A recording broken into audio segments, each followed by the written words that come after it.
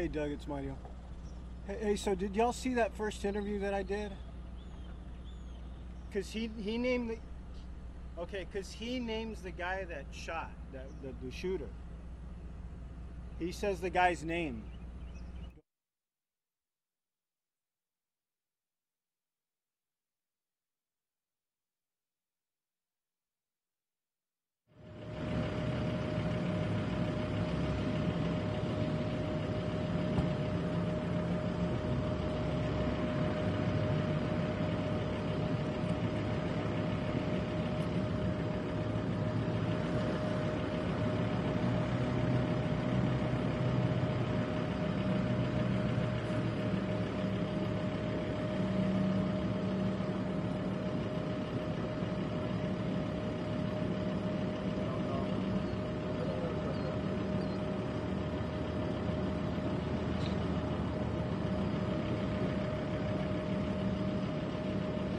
I just want to make sure everybody knew we had 3. We're prepared to have more patients, but as of right now, it's about 5 minutes ago, we don't have any word that we're receiving more patients. Can you tell us if one of the adults is a Santa Fe ISD officer? We know that an officer has been injured. It may be, and I don't want to provide misinformation. I don't know if the Santa Fe School District is providing that information. I really don't know his identity, except that he's a middle-aged male. Do you have his condition or anyone? He's critical. He's critical. He's in the OR right now. He's being worked on. He's got chest injuries. And how is the woman doing? She's in good condition. Good condition, and the younger patient is also in good condition. Was the middle-aged male in surgery? How many times was he shot? That I don't know. At first I heard twice, but again, I don't know the exact number of gunshots. All of the patients have been shot, right? They're being treated for gunshots. That is correct. That's what I understood from Dr. Golsham, who just told us a while ago. Paul, can you repeat just as far as the main bullet points go, injuries-wise, the 3 So, patients? yeah, we have 3 patients here. One of them initially went to our League City ER, then was brought here. We received 1 patient by life flight, the other 2 by ambulance.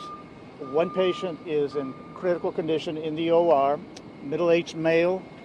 1 patient under the age of 18 has been admitted to the hospital, also a gunshot wound to the leg. And then we have a female patient also shot in the leg in good condition also. And do we know if the person under 18 is a male, female? I believe it's a male, but I'm not quite sure. And the person that came in by life flight, was that the critical male, the male in critical condition? I don't want to presume that was the case. I just don't know. Sorry. And I'm so sorry. We don't know if that was the officer, is what you're saying, right? That's correct. I don't know. We're hearing things on social media about possible needing blood donations. Do you know anything about that? Is there any truth I've not heard that, but we'll check on that. As I've said before, we're prepared for this sort of situation, which includes extra blood for these sorts of multiple situations, multiple patient situations. But right now, as we mentioned earlier, we have our social workers standing by in case family, loved ones show up and if they know their patients, their loved ones are here at the hospital, we're prepared to help them through this terrible, terrible time. How long has that critical patient been in surgery for now? Well, we had a briefing about 40 minutes ago, so I would say about, I don't know when they actually went in, so I don't want to speculate. For people just joining us, can you just bring us back into that emergency room right now? Obviously, is it chaotic, calming, dramatic? What's happening? I'm so proud of these folks. We just had a mass casualty drill several weeks ago. They're very well prepared. They're very well organized. They make sure that everybody knows their job. Does it get chaotic at times? Of course. Everybody's trying to do the best they can and move around quickly. But is it something that they know what they're doing? Absolutely. They're all doing they all stay in the right place, they all do the right things, and they're all providing the best care they can. We saw the chief nurse get really choked up just a few minutes ago. Look, it's an emotional time. We have family, we have friends, we have staff members who live in the Santa Fe area, so of course, we're all part of this community, yes. Well, that life flight, did that come directly from the scene, or was that from... That's what I understand. That it came from the scene and landed here. But at this time, we have 3 patients in this hospital, 1 in critical condition who is currently in surgery. Correct. A female who was shot in the leg. Correct. Who is in good condition, and a male under 18.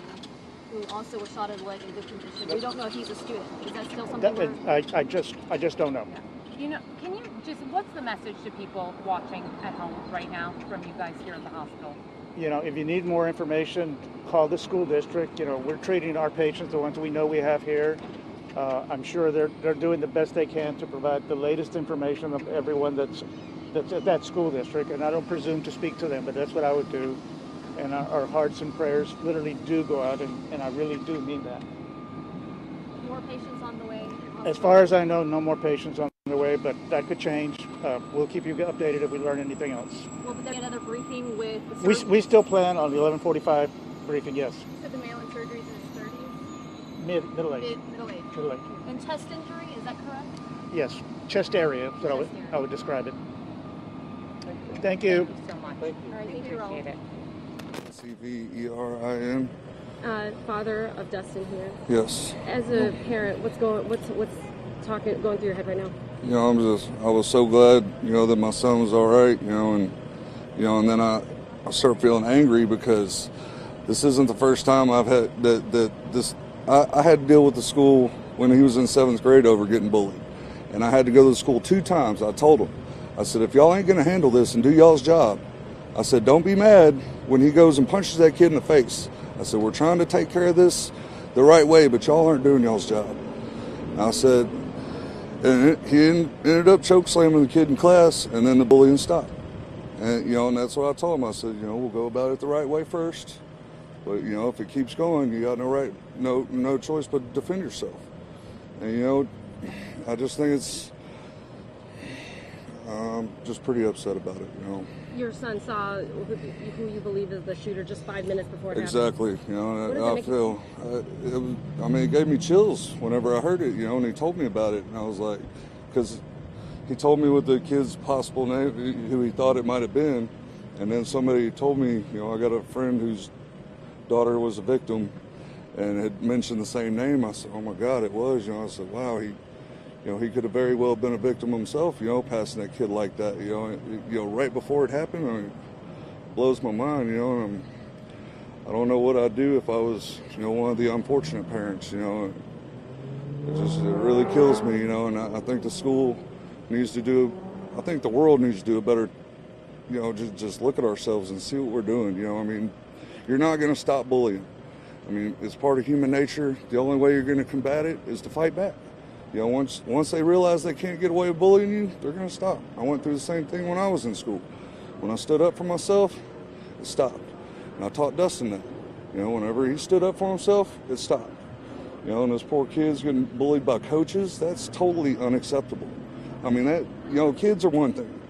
They're, like I said, it's human nature, they're going to do that. But the coaches, that's absolutely ridiculous, and it infuriates me right now. Well, how do you think the school handled this situation as far as the aftermath? As soon as I heard that they pulled the fire bell, I said, why would they do that? I said, that's the exact opposite thing you want to do. You're supposed to barricade the door, keep everybody in, and keep the doors as barricaded as you can get them. You're going to pull the fire bell and give the shooter more targets? It's just crazy. And now parents are being told to go from one place to another. Can you actually walk me through the process right now? Oh, I have no clue. I was at work. I took off of work. I work all the way in Freeport. I took off of work, came down here. I come, make sure my son's all right. My girlfriend, as soon as he got to the gas station, he called her like 10 minutes after it happened. She ran up there immediately. There's kids crying everywhere. Parents can't find their kids. I don't know. I don't know what I would have done in the situation, but pulling the fire bell, I think was the exact opposite thing that should have been done. What's your overall hope for this situation? What's done is done. There's nothing we can do about it. All we can do is pray and and try and support our community and just try and learn from the situation, and definitely implement some better drills or preparedness for the situation. Because what happened today is, how is he allowed to wear a trench coat every day? Because I told him I thought maybe it was just today. I was like, it doesn't strike you odd? It's 90 degrees in Texas and you're gonna wear a trench coat? He said, no, he's been wearing it every day this year. How is that allowed? It's crazy. So you said your friend's daughter was a victim. Your friend's daughter wounded. was wounded. Was it Brianna? Is that right? I think so. Brianna. Oh, can I have your name and number again, sir? So Jeremy Suburn.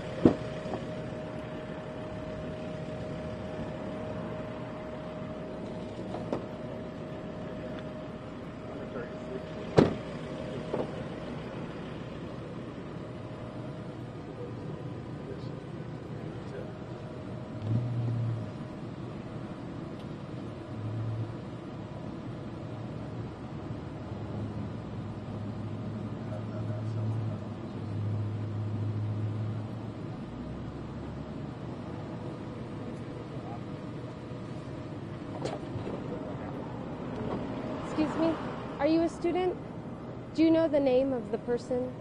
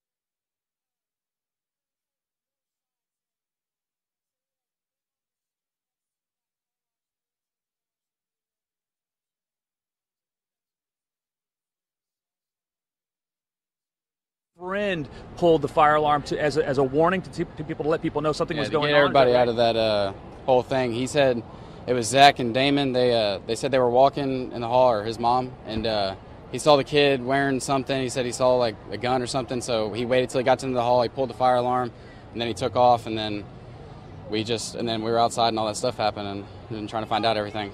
At this point, your friend Zach, did he tell you if it was a pistol, was it a rifle? What was this kid armed with, or do you know? I heard it was a shotgun, but other than that, I don't know. And at this point, we've been told that people have they're actually moving people away and moving people away. I just spoke with his mother. I just spoke with his mother, and she said it was okay. Yeah. The teachers are actually now worried about people's safety. You can see this teacher right here is trying to get kids to leave. She's very worried about people's safety. We can understand, and to make sure that they're okay. Just double, triple checking that everybody's okay. That's what's going on here. You can imagine that the situation very tense out here. So we definitely have permission to speak with these children, but obviously teachers want to make sure that these kids remain safe, so that's what's going on here right now, guys. And if you pan over to the left some more, Jesus, you can see these teachers are loading students into buses to get them away from the scene. Ma'am, can you tell us what the situation is, or what's going on with that? No, contact the district.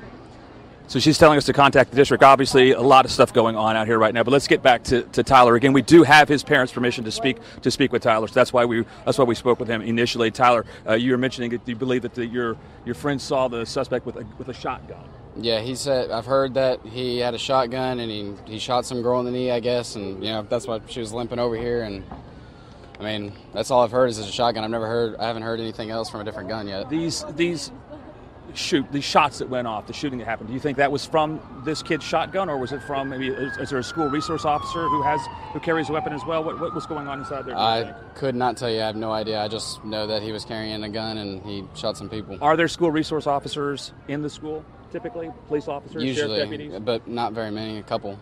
Are they armed usually? Usually they have a pistol or something. We understand that lots of people have been told to get back because there might have been devices left behind or anything like that. Have you heard anything about that? I have not. Same thing. I left my stuff in there, and she left her keys and everything in there. So I don't know if we're getting that back or when. Megan, take me through your mind. What was going through your mind when you started hearing these things, the shots going on? Honestly, when I first heard the shots, I thought it was just like fire, because like the fire drill went off. I thought it was like the fire popping or something, and then it was an explosion or something. And then I heard so many people saying that like it was gunshots and that like people were dead, and I didn't know what to think. I was like shaking. My anxiety was bad. It's unfortunate that we've seen so many things like this happen over the years, over the last year or so. To think that this has happened to Santa Fe High School, have you had time to sort of maybe process that part of this? I haven't. I don't even know what to think. Okay, well, we have to go. You guys have to go. Tyler, Megan, thank you so very much for speaking with us. Sorry, sir. About 7-8 shots, but I got to go. All right, so they're taking off. Yeah, go ahead, Tom. Go ahead. Yeah.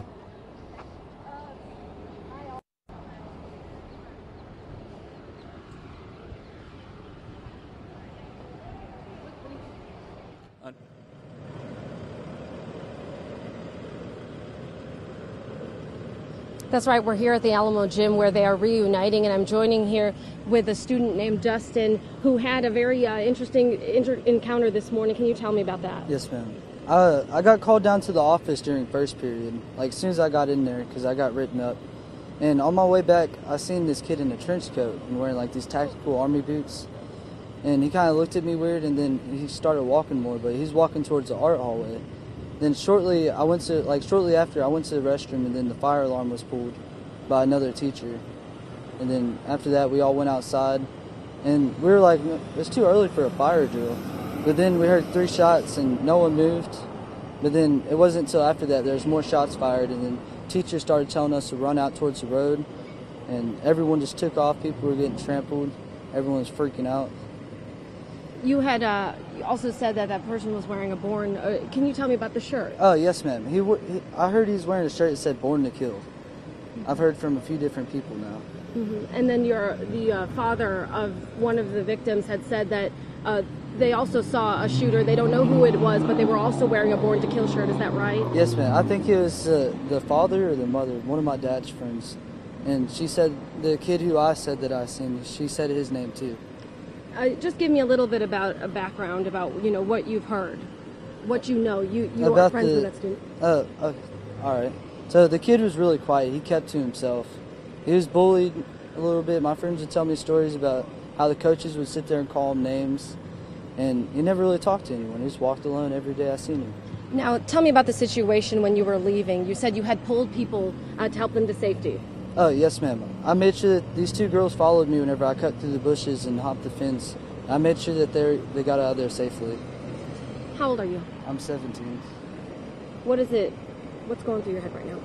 Honestly, I'm still shaken up about it. The first drill, I wasn't scared because I knew the girl that got in trouble for the first drill, and I know she wouldn't really do that. But this one, after I heard the shots, I knew it was real. And I was just scared for all my friends that I couldn't find, because whenever we got to the gas station, there's hardly anyone from school. There's like maybe just a big group of people, but there's still a lot of students missing that were still in the school, and that worried me. Are you okay? Yes, ma'am. Well, thank you so much for that. These are just some of the accounts that we're hearing today. Each of these stories tell a more distinct picture about what happened today, but all of the people I'm speaking with have a lot to digest. Many are taking time to just simply soak in everything that's happened. We're live here at the Alamo Gym. Roseanne Aragon, KPRC Channel 2 News. Back to you in the studio. I don't know. I don't know.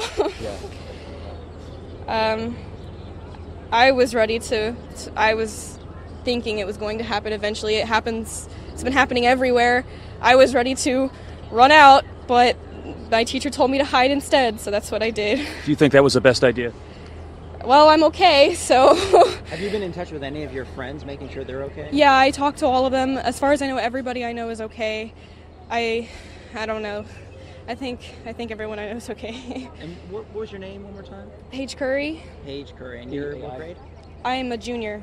P-A-I-G-E? P-A-I-G-E. And C-U-R-R-Y? C-U-R-R-Y. Ms. Curry, can I talk to you real quick? Kind of, how did you find out what was going on with your daughter? She actually called me as soon as she heard the shots. She was down the hall from it. I sped down here as fast as I could behind another police officer, and I was on the phone with her the whole time. Just really scary. Really, really scary. Your daughter's okay. When you saw her, kind of tell me about, I would imagine it was just a mad dash to get down there to put your eyes on her. Yes. I watched them come out of the school. It was very organized. The police led them out, and she was front in line. Big relief. Now I'm just worried about anybody that's hurt. Have you heard anything like that? Have you been able to call the parents? Does anybody know what's happening as far as injuries inside the school? The rumors that we've heard right now are that there was a teacher and a cop shot 3 students. I think one of them was a ricochet in the leg. We don't really know anything else. Yeah, that's right. Guys, I'm speaking with a parent of one of the students who saw what happened. Yeah, I'm speaking with a parent of one of the students that saw what happened. We're going to walk over there and talk to her again. Guys, can you guys hear me? Okay, we have to kill our Nat sound mic here. Hold on one second. We'll just do that. Hold on. Yeah, so Paige, if you wouldn't mind recounting, Paige was telling us that she was just down the hall from the art room. She was in the theater room when all this was going on. And Paige, kind of take it from the beginning. When did you realize there was something going on? I was sitting in the room, and I heard really loud booms. I didn't know what they were at first, but when I heard the screaming, I realized what they were. I got up and I ran, and I was going to run out of the school. But my teacher told me to hide in the backstage of the theater room, and that's what we did. And you stayed there, you told me, for quite some time before you were given the all clear to come out. Tell us about that. There were other students in there with you, and they were not, everybody was very scared. Yeah, everyone was scared. Me and someone else were a little separated from the group because I was still scared. I was going to run out again, but they made me stay. So they were keeping me calm. The whole other school was over there. There was a girl freaking out really loud, and we were in there for a very long time. And you couldn't leave. The teacher wouldn't let you leave, but you eventually got out. How did you get out? What happened?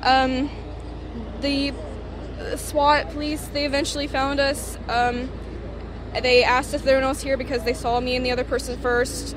Then there were a lot of them, and they escorted us out, and it was it was a straight line. We all went out very calm, and it was okay. As far as your friends go, have you been in contact with any of your friends to find out if they're okay? Yes, I contacted, I think, all of my friends. All of them told me they were okay.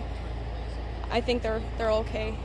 Very good. Thank you so much, Paige. I appreciate that. That was Paige Curry. She was just down the hall from where this happened, according to her. And, a lot of times when we get these initial reports, it's difficult to piece everything together off of eyewitness accounts initially. But, one child said that he heard a fire alarm and then shots. Paige was saying, no, she heard gunshots first. That was the first sign of any trouble where she was. So we're trying to figure out exactly what was going on. And here you can see this is the school bus where people are getting on, children and staff members now on this bus, and we are just down the street from where the school is, and we've been seeing probably 2 or 3 dozen kids get on different school buses to get out of here and be taken off to safety. I can tell you, as we were driving into the area where the school is, we saw at least a half a dozen, maybe more, officers with their lights on, sirens on, coming to the school. We actually saw a SWAT team van coming to the school. We saw ambulances leaving from the school. We saw Life Flight land at the school. Parents, for the most part, are being kept, I'd say, a good half.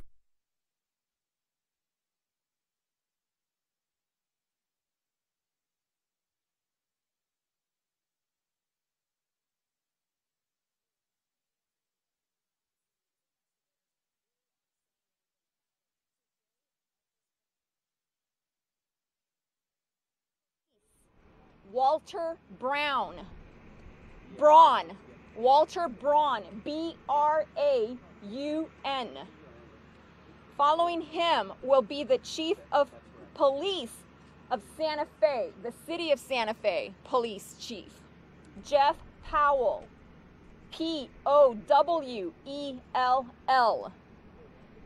Followed by Galveston County Judge Mark Henry, M-A-R-K. And lastly, the Mayor of Santa Fe, Jeff Tambrella, T-A-M-B-R-E-L-L-A. T-A-M-B-R-E-L-L-A. Those are your speakers. Again, they will not take questions. Any updates between now and the next media availability will come officially through the Santa Fe ISD Twitter account.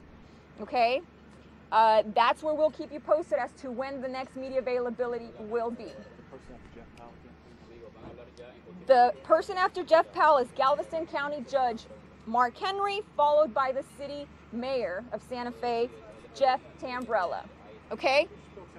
T as in Tom, A, M as in Maria, B as in boy, R-E-L-L-A. All right? Give me 2 minutes. I'll bring them all out. You guys, yeah. You guys need a white balance? We're good with white balance? All mics are working?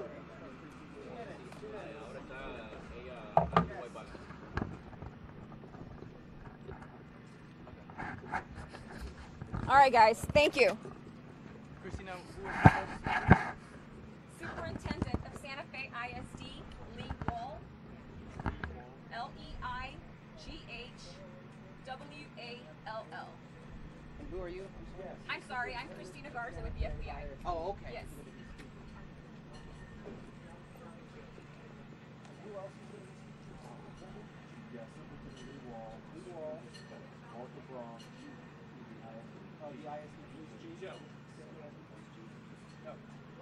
Two minutes. 2 minutes. 2 minutes.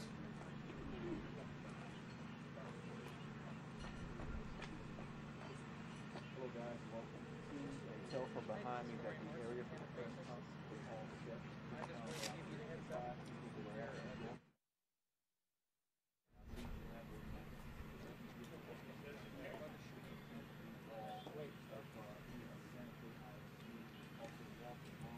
Uno, dos, tres, cuatro. 1, 2, 3, 4. 1, 2, 3. 1, 2, 3. 1, 2, 3. Good.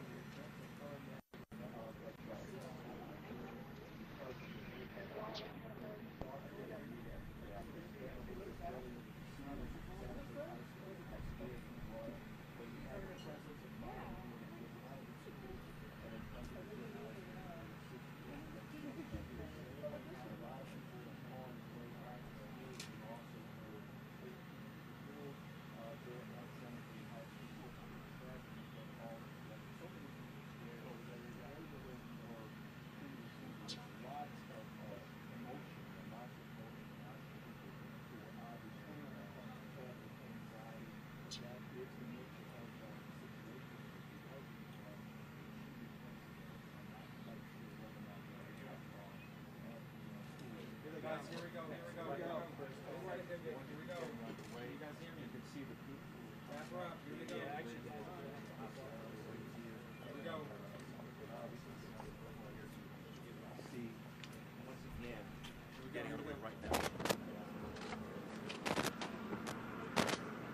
morning. It's with great sadness that I stand here today to share with you that we experienced an unthinkable tragedy at our high school this morning. We are grieving the loss of members of our Santa Fe ISD family. We have received an outpouring of support from across the state, and we appreciate your continued prayers for our students, our staff, and our community. I'm going to turn it over to our Chief of Police, Walter Ron, to share with you some details that we have at this time. Thank you. As you're aware, a horrific event occurred today at Santa Fe High School. This time the campus has been cleared of all students and staff members, and the students and staff have been relocated to a reunification site and are in the process of being reunited with their families. We're at the operational stages now in the investigation. We know that there's been at least 6 transported, including one Santa Fe ISD police officer that has been shot. We have 1 suspect in custody and 1 person of interest detained. Anyone with information regarding this event is asked to contact our Santa Fe ISD Command Center at area code 409-927-3310. We can confirm multiple fatalities, believed to be fewer than 10 at this time. We will not release any other information until we have a confirmed number. Injured students and staff have been transported to area hospitals. Any parents and family members can go to the Alamo Gym, which is located at 13306 State Highway 6, for any additional information regarding their student. Our primary focus at this point in the investigation has been to secure the schools and evacuate all the students to the evacuation relocation facility. There are multiple agencies on site to support our district and our community, such as the FBI, the ATF, Texas Department of Public Safety, and other area law enforcement agencies and first responders.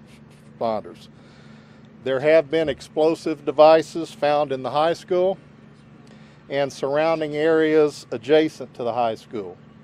Because of the threat of these explosive items, community members should be on the lookout for any suspicious items and anything that looks out of place. Do not touch any items that look out of place, and immediately call 911 so that the appropriate authorities can respond.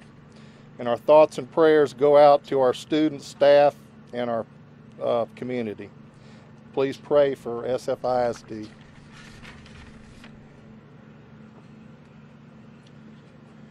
As the chief of Santa Fe PD, my thoughts and prayers are with those that are affected by this event this morning. I just want to reiterate that to all community members to keep a vigilant watch around the areas that you know, your neighborhoods, for any suspicious items that you may see, and please call 911. There is, like I said, been confirmed reports of explosives found both on the campus and off the campus, so that's our main concern, is to keep the community safe. So please make the call if you see something suspicious, and someone will respond to assist. That's all I have. God bless. I'm Mark Henry. I'm the county judge, Galveston County, Texas. I'm the chief elected official for Galveston County.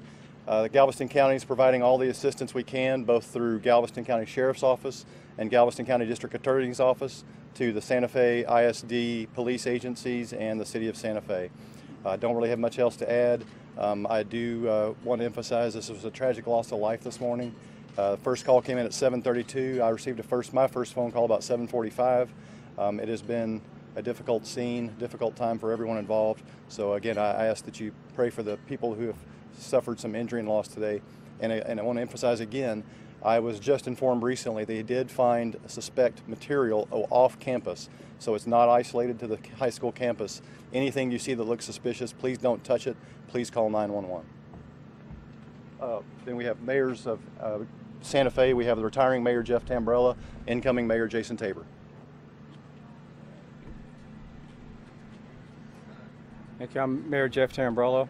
I want to thank all the law enforcement and other emergency responders that came so quickly to the aid of the Santa Fe ISD and to our community.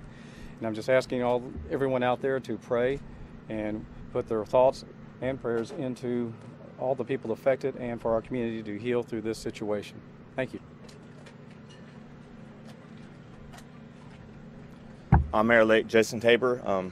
Just please pray for Santa Fe. Please, if you see anything suspicious, call 911. And we appreciate the prayers. Our community's at a loss right now. I don't know that we can answer any questions at this point, so we're going to go ahead and wrap up. We do expect the governor to be landing at the scene here any minute now, so I'm going to head back over to the scene. I'm sure we'll have another press conference in the next couple of hours. Thank you, guys. Thank you.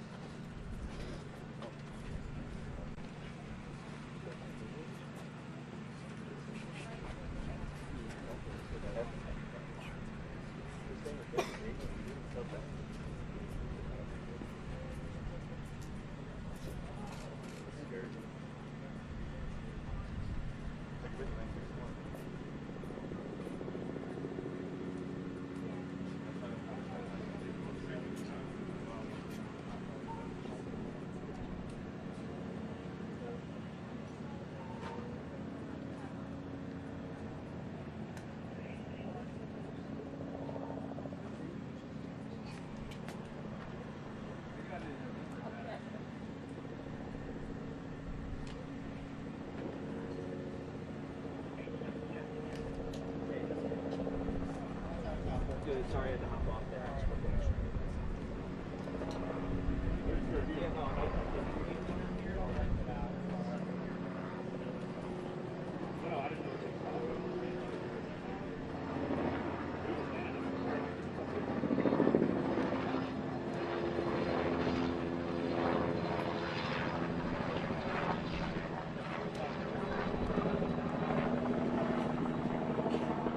Joe Gamaldi, and he does confirm that the Santa Fe ISD police officer is here at UTMB, is in critical condition, and is in surgery at this moment. This is what we had also heard from Raul Reyes, who is the spokesperson. He could not confirm that it was the Santa Fe ISD police officer, but he did say someone was here in critical condition in surgery right now. We also know that there are two other people here, a woman who is said to be in good condition. She was shot in the leg, and then someone under the age of 18, a male, presumably a student. We're still waiting to get that confirmed, who was also shot in the leg. We're also hearing that 9 other patients were sent to area hospitals. HCA Healthcare's Gulf Coast Division took in 7 patients, and Mainland Medical Center took in 2 patients. So we're up 9 and 3 here. We're up to 12 people injured, and that's the very latest. We're expecting a press conference any minute from doctors here at UTMB. As soon as that's available, we'll bring it to you. For now, we're live in Galveston. Lee for Lisi, KPRC, Channel 2 News. Undergoing surgery. As soon as we get an update here, and it should be in about 10 minutes from doctors, obviously we saw them choked up a few minutes ago. I don't know if we have that soundbite, because it's not every day you talk to doctors and they get choked up on live TV about something they're dealing with right now inside the emergency. If we could just roll that soundbite.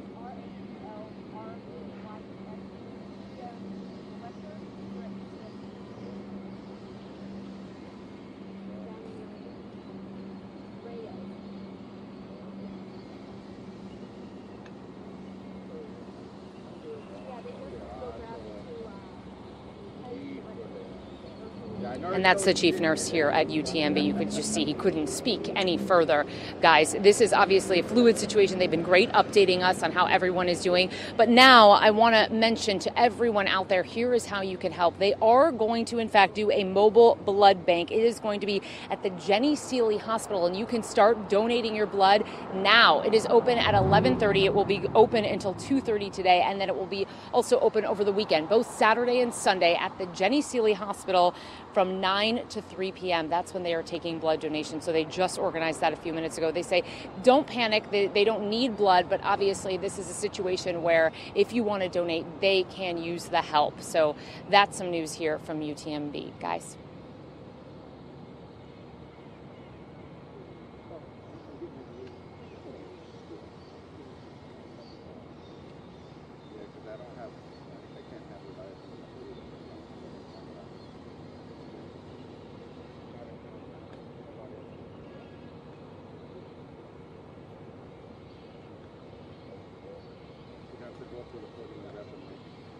Yeah, of course. Yeah, I just didn't know because they've been on time this whole time. We thought they were walking out.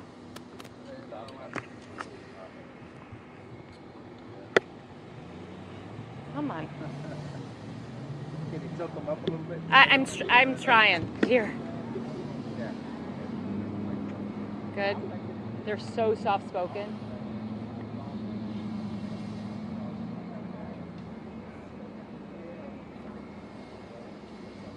Mine gets knocked down.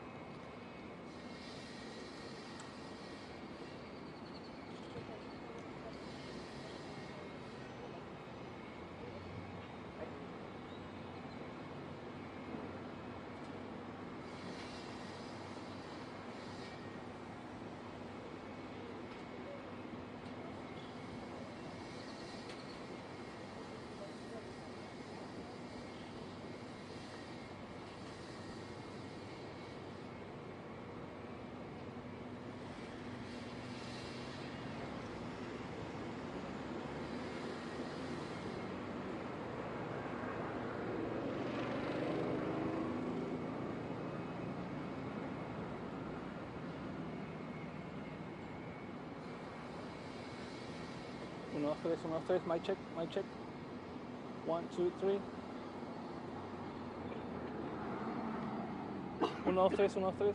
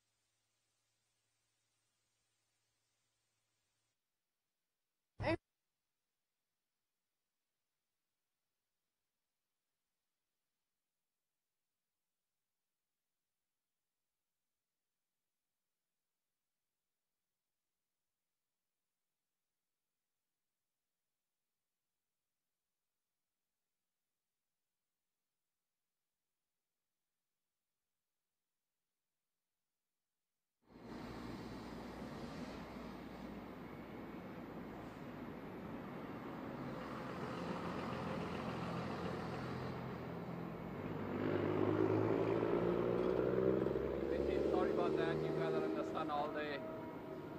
You have some shade.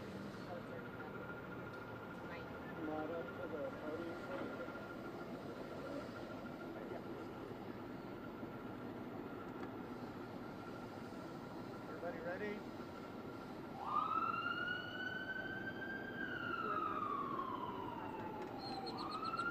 Everyone ready? Ready. Well, it's almost afternoon. Provide you a brief update on the patients that we've received. Our count of patients still stands at 3.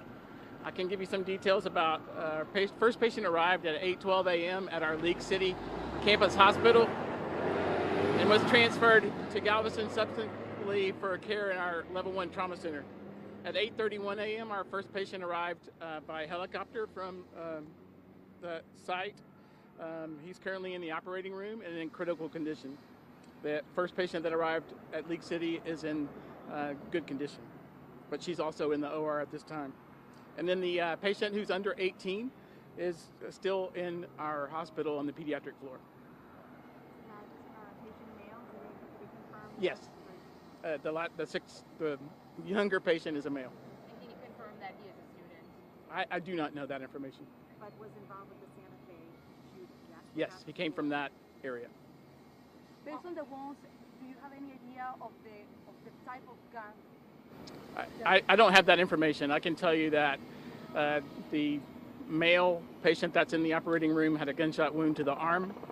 The male patient that's under 18 had a gunshot wound to the leg. And the female patient who's in the operating room had a gunshot wound to the leg also. You say the male in surgery right now had a gunshot wound to the arm? Yes. Not the chest? No. Okay. But we were told that there was some kind of a chest wound. It was close to his chest. Close to his chest. So he's critical? Upper arm, yes. Is he still in the operating room? Yes. In surgery? Yes. This time? How long has surgery been? We have no idea how long his surgery will be. So when you say someone is critical from a gunshot wound to the arm, does that mean like an artery was hit? What would make loss of blood? He did suffer a significant blood loss, and that's why he's in critical condition. Are the other 2 patients scheduled to undergo surgery? The female, who's middle-aged, is in the OR now with her leg wound, and the 16-year-old, I don't think we anticipate that he will need to go to the operating room. Is the 16-year-old awake, talking? I have not seen him, so I do not know. Okay. And what about the woman? She's in the OR. She's been taken to the OR. Okay. Prepping for surgery? Yes. So if the 16-year-old does not need surgery, can we assume it was like a graze, like it was more a topical thing that you're treating rather than... I don't have the details about his exact injury other than it's a wound to the leg. Do you know the ages of the adults? They're middle-aged adults. I do not have the specific ages. And this like between 20s and 30s? Or 30s, I think 40s? higher, probably 30s, 50s. 50s. And all 3 patients came from Santa Fe High School, is that right? The first patient arrived at our League City Hospital. She was taken, from what I understand, by her husband in a private automobile to League City and then transferred here by ambulance for our Level 1 Trauma Center. The helicopter brought the second patient from the scene, and then the third patient arrived by ambulance from the scene. Do you anticipate receiving any more patients at this time? We have not heard that we will be receiving more patients, tragically. What's the most difficult thing you guys are facing or faced with? Our staff are busy taking care of these patients and are standing by ready for other patients to come in. That's what's going on in there right now. I think there are a lot of personal feelings that people are having. As a father of a 16-year-old at Friendswood High School, this hurts. I know earlier you were getting choked up as well. Kind of tell us what's going through your mind. I mean, I think everyone is feeling the way you're feeling right now. Just, it's a horrible tragedy. Our hearts go out to those folks in Santa Fe and the high school students and their teachers and their administration, and we're doing the best we can to be a community partner to take care of them. And I think, we're going to continue to do that, and that's what we're here for, and that makes me feel better about being able to do that. When you say that you were waiting for more patients, hoping, I mean, tragically, of course, meaning, we don't. Word that maybe there were still some more survivors who needed help. We haven't heard. There's. At the time, were you getting word? Yes. Okay. We were understanding that there would be additional patients, so we made ourselves ready. Have any of the relatives showed up already here? There have been some relatives who've shown up, some who don't have students here or patients here, but they don't know where to go. So, you know, that information about the Family Reunification Center at the Alamo Gym in Santa Fe is very important for parents to understand that that's probably the best location to go to locate a child.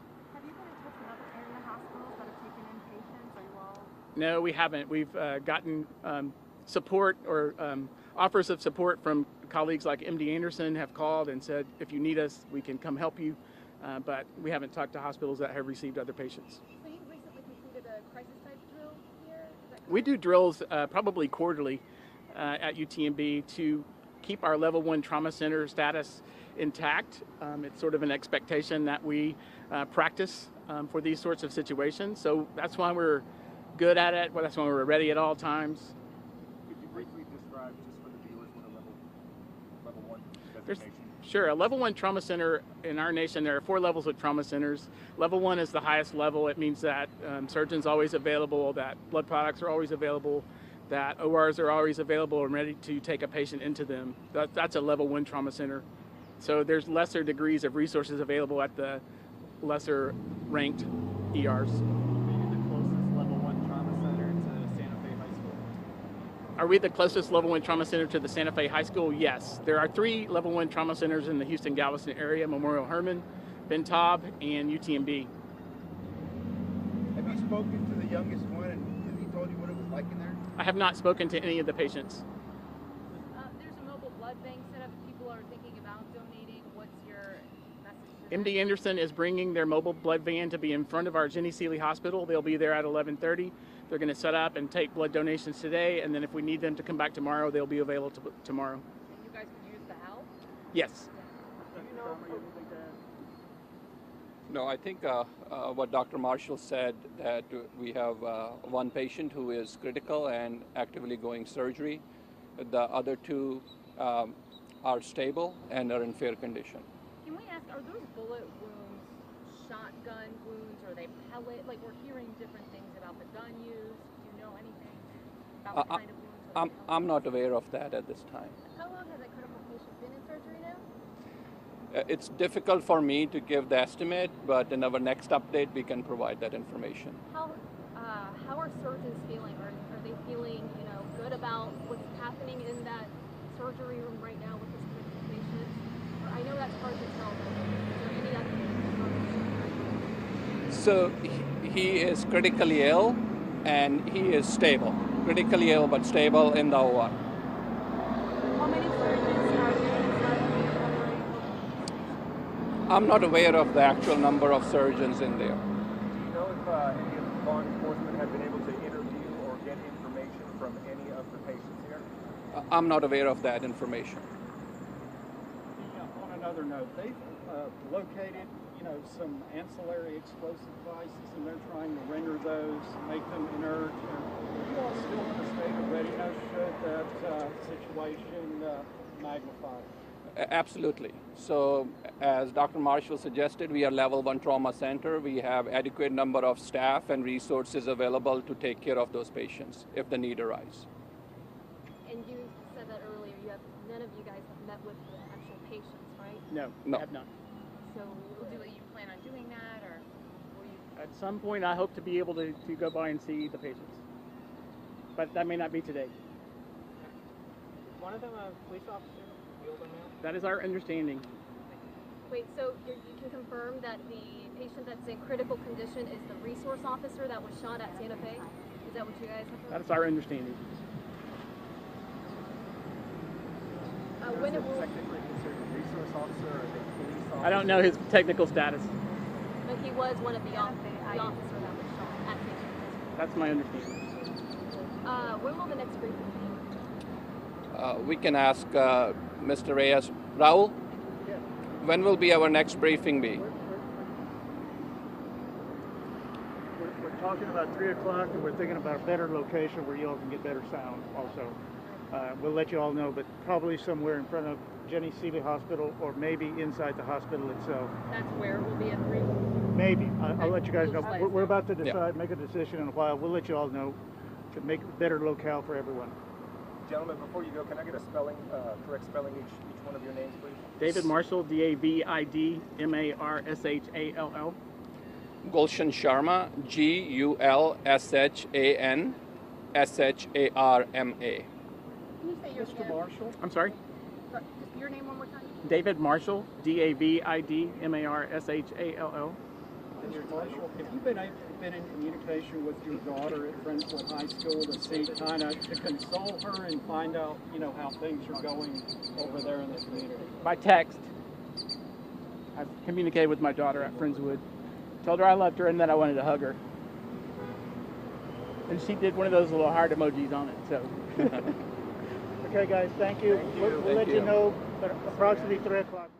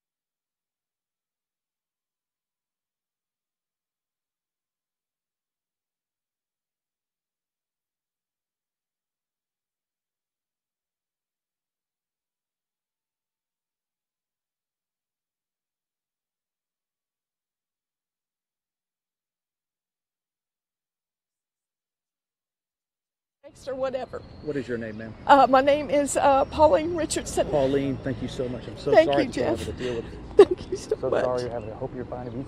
Most of the kids have said that everybody got out and everybody was okay. Okay. So just a couple of injuries. But I pray to God that your son's okay. Thank you so much, Jeff. Pray to God. Thank you. Thank God you. bless you. God bless you.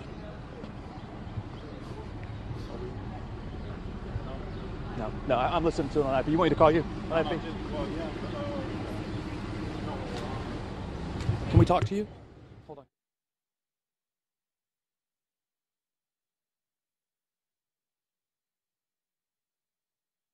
Can we speak to you guys? Yeah, of course. My name is Jeff. I work at Channel 13. Hi. And hi, I'm Jeff. Hi, just your daughter. It's okay if we talk to her. Were you around? Did you see anything? What was going on from the beginning? So with the fire drill went off, and we all thought it was a fire drill, so we walked out normally, and then all of a sudden I hear a pop, and they're pushing us closer to the back fence. Well, then a coach comes, or a teacher comes and starts yelling at us, "Run, run!" So we're running across the highway, and then we just had to keep running, and then we went to Indian Automotive, and they hit us there for a while, and then we walked out, and that was pretty much it. And just to take you back to the very beginning, you were when the fire alarm went off, you were walking. Would it have been towards the sound of where the shooting was going on, or it was away from it. So you were always moving away. We were always moving away. The teachers were making sure we were always moving away from it, keeping us safe. Did you? How many shots did you hear? One boy said he heard maybe 7. Like quite a few guns. Well, it was kind of distant, so I only heard a couple, but I don't know how many there really were.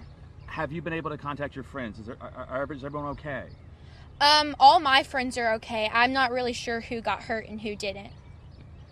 Was it sort of a chaotic scene, or was it sort of orderly? What kind of take us into the hallway? What was going on? Well, we went downstairs, and it was orderly because we thought it was a fire drill, but then they told us to run, so the pace, of course, picked up, and the teachers were moving us fast to keep us safe, so we just ran a lot. It wasn't really chaotic. There were people crying, of course, because it is a traumatic deal, but it wasn't chaotic. It was pretty orderly fashioned. And no word yet from your friends or anything like that about who might have done this? No, sir. Okay. Okay. What's your name? Presley Loomis. And spell Presley for me. Presley. And Loomis, Loomis? Lummus. Okay, thank you very much. Thank Ma'am, you. would you mind if I talk? What grade are you in? I'm in 10th. 10th grade. What did you hear? What did you see as far as getting down here to get your daughter? Well, I was headed out into town, and I seen all the cops, and I just turned around, and when I turned around, I immediately seen 20, 30 cops that were already here at the school, and I live on that side, so I mean they were here in a matter of seconds. What is your name? Wendy. Wendy Loomis? Mm-hmm. Okay, they're going to come to me live here in just a second, so I'll ask you about that. That's okay. Hey guys, good morning. This is talking to Wendy Loomis. She was actually a little driving past the school, was down a little bit, and you actually saw police cars streaming towards the school. Yes, they were headed this way. I passed about 9 of them immediately. When I got down here, there was like 20, 30 cops, and they were just steadily coming. So they were on the scene pretty much immediately. And then we just, was praying that all of our children were okay. We had heard that shots had been fired. You were praying specifically for your daughter, Presley.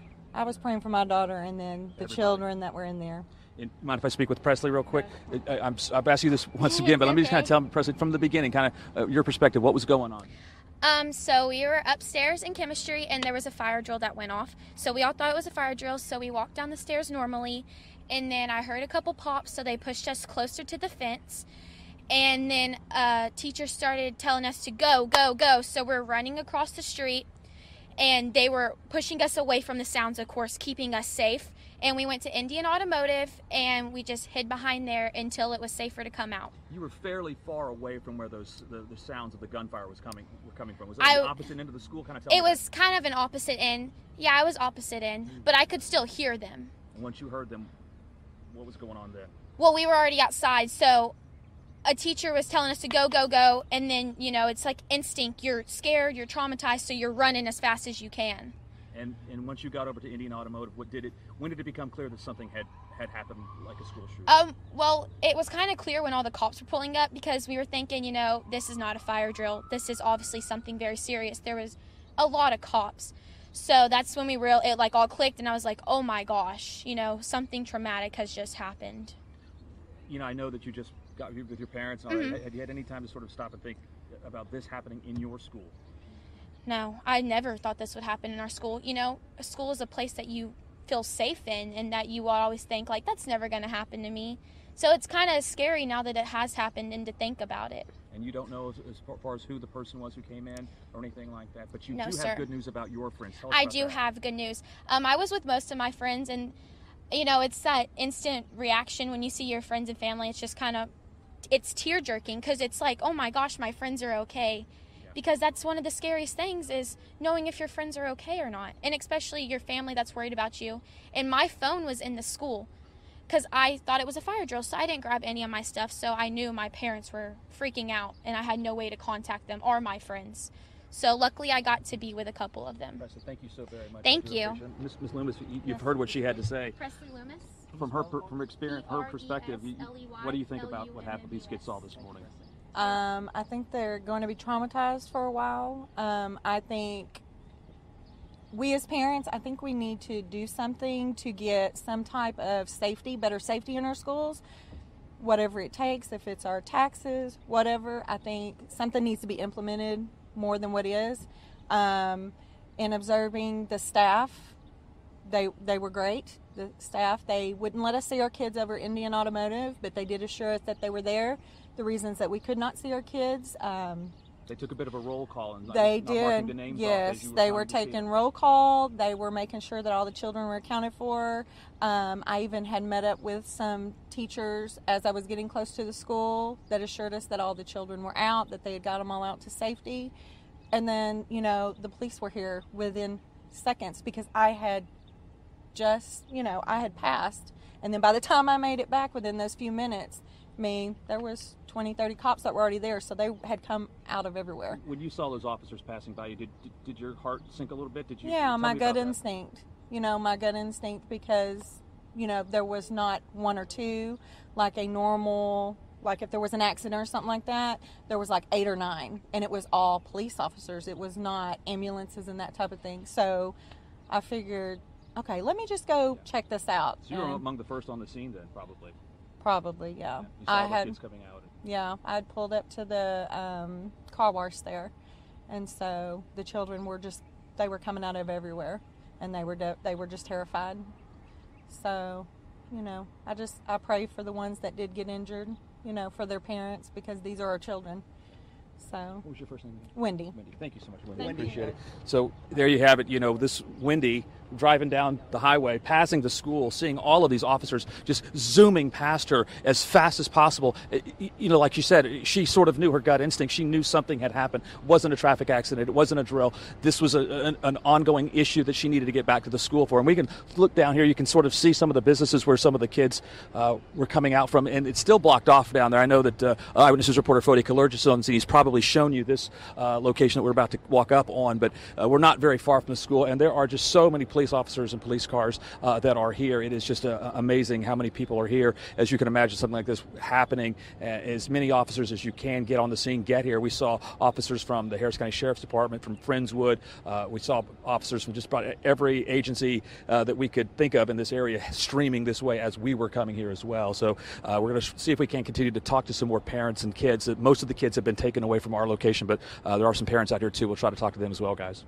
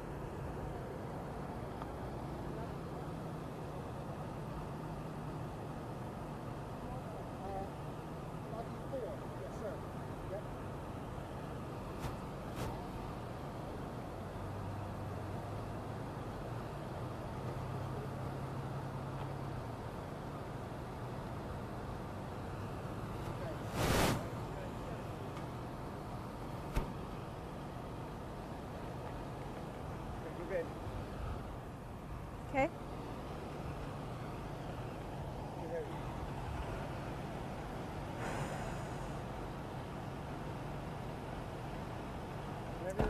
Okay, in 3, 2, 1. Well, here on Highway 6, you can see the highway is still completely blocked off at the entrance to Santa Fe High School. You can see the large law enforcement presence. Santa Fe ISD confirmed explosive devices have been found in and around the high school. Probably why the highway is completely blocked. They are warning the public, if you see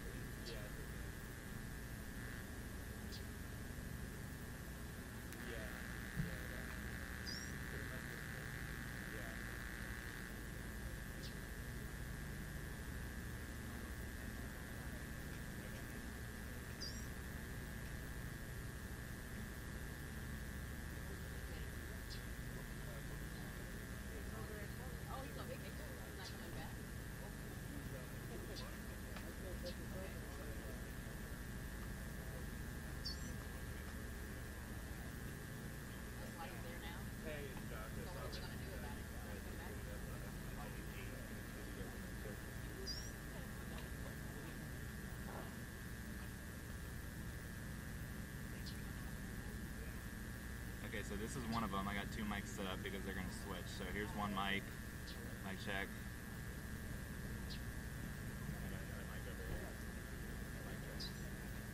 Okay, thank you.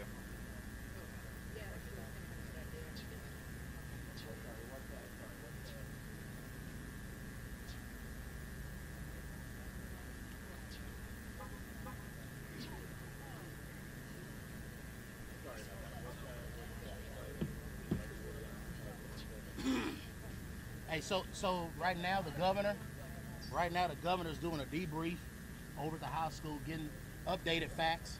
Then he'll be right over here to do a press conference once he's done with that debrief. So I'm anticipating about another 15 minutes. All right? Thank you.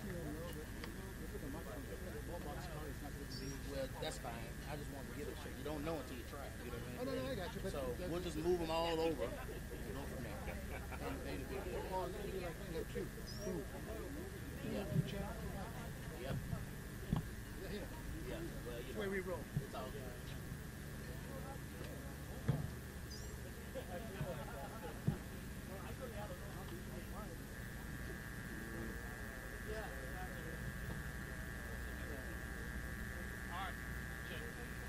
Hey, Doug.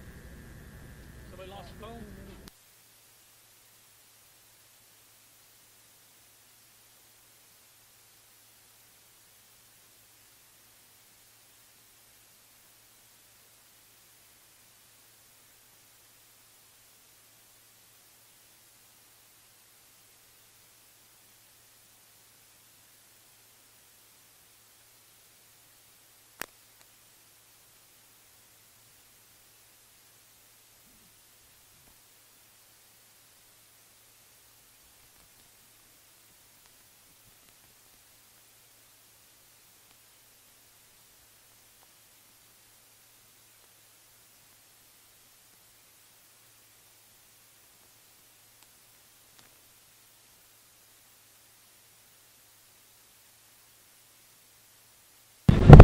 Hey, it's Brandon. Stacy's calling for me in my ear. I am on Renee's mic because Renee's got the shot up here. 37. But I'm dialed into the News Star because that's the number I've been using. Renee is here before. I'll take Renee's box. So, give me that box. 1 second. I think so. I'm gonna have to. If they're calling for me in my ear, you just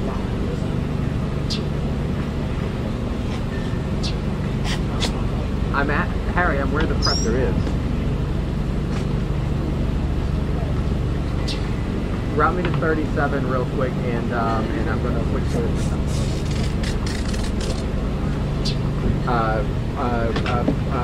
45.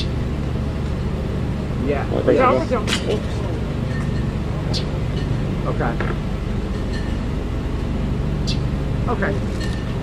Okay.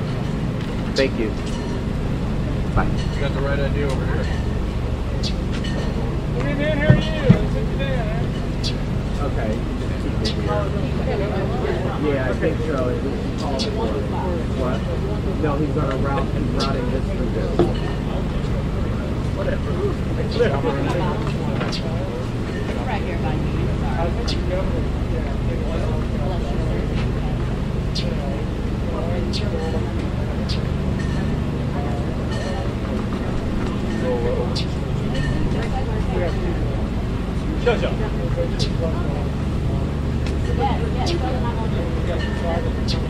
can't hear you.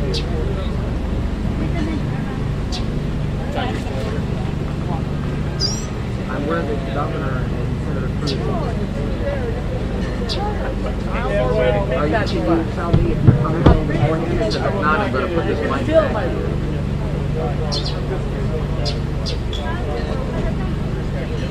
Okay.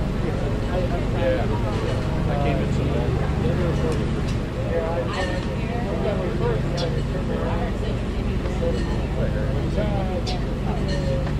Okay. That's the producer. That's what she's trying to figure that out. Dicen a lo que producción ahí de que el gobernador tiene entre 10 minutos y voy a tener 2 micrófonos, 2 abiertos, uno para el gobernador y otro para la otra gente que van a hablar en el foro. Okay.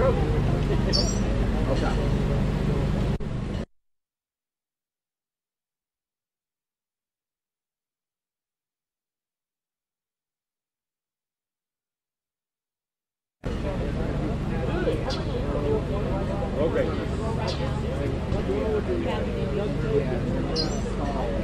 Paper bag for a window. The garbage bag. Already have like 200,000 miles. Habla Mariano. Le estaba pidiendo a Mancheca ahí, pero mejor decidí mover un micrófono donde va a hablar el gobernador y tengo el otro, el podio donde van a hablar la otra persona. Dos micrófonos.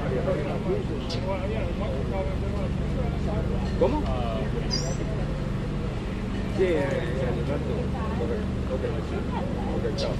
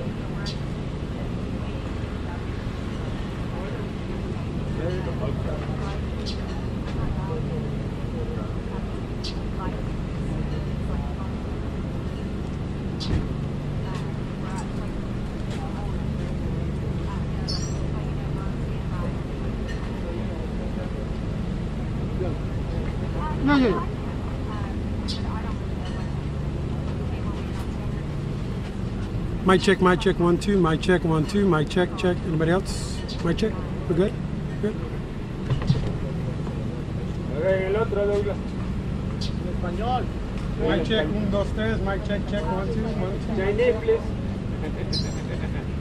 French, 1, 2. I'm dead.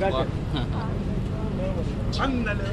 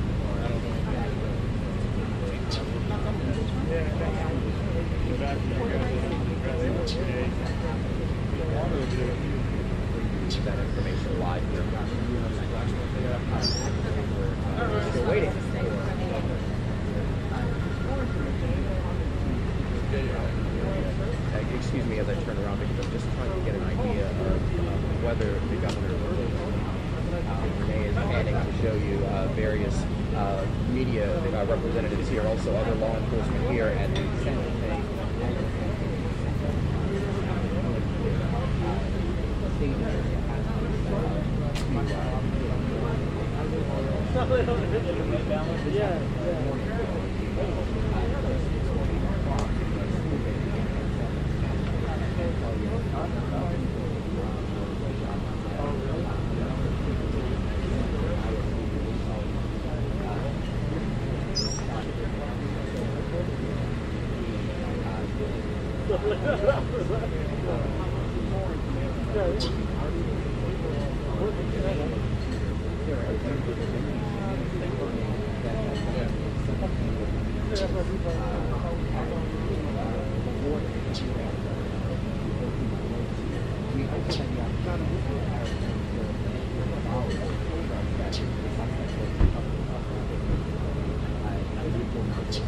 This morning, but Sheriff Gonzalez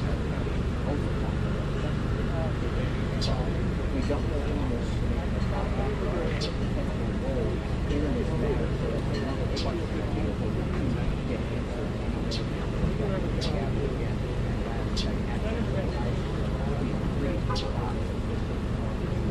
Very small towns where it's paying multiple students from Brentwood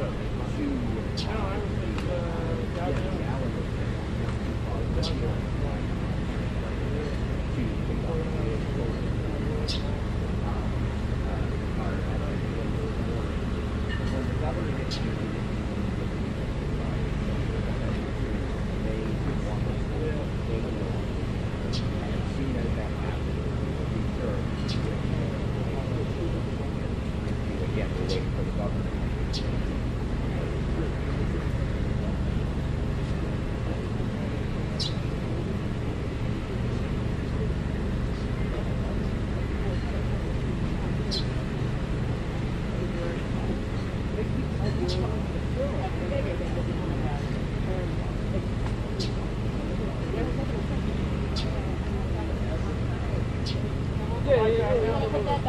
Yeah, no, I'm going to put it back. Okay. They don't need to come to us anymore.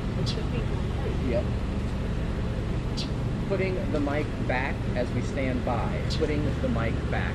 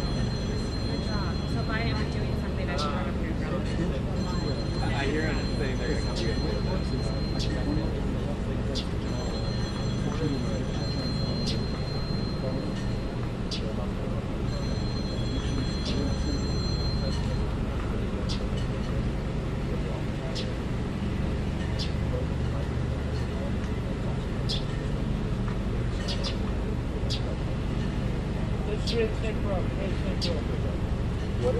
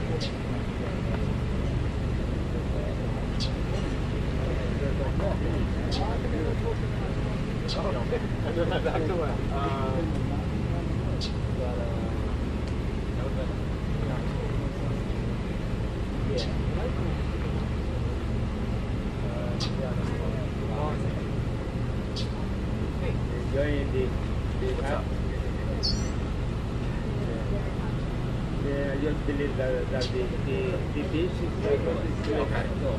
cool down. Okay, thank you. Did something get caught? Okay. All right, thank you. Yeah, they just said that there was on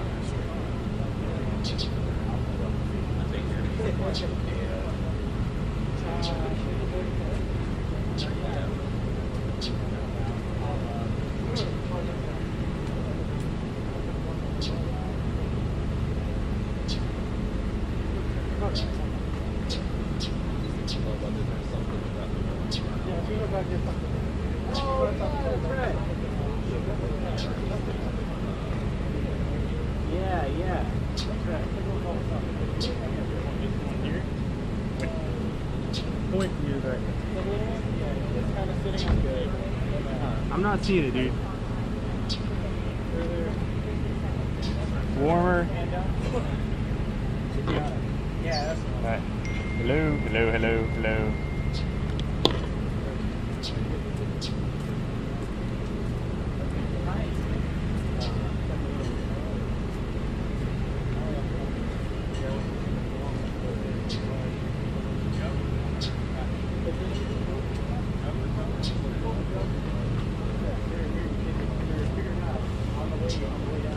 Yeah, exactly. It's a camera, right? You're a camera. Go for it. Go for it. Yeah. So you're a camera. There's a camera. Do it. Yeah, right?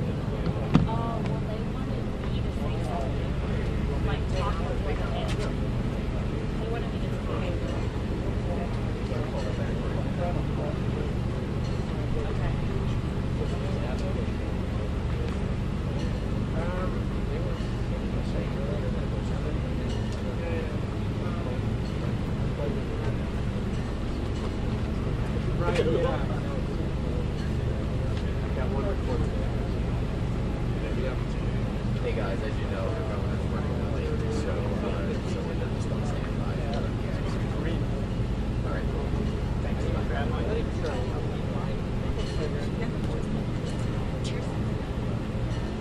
Yeah, sure.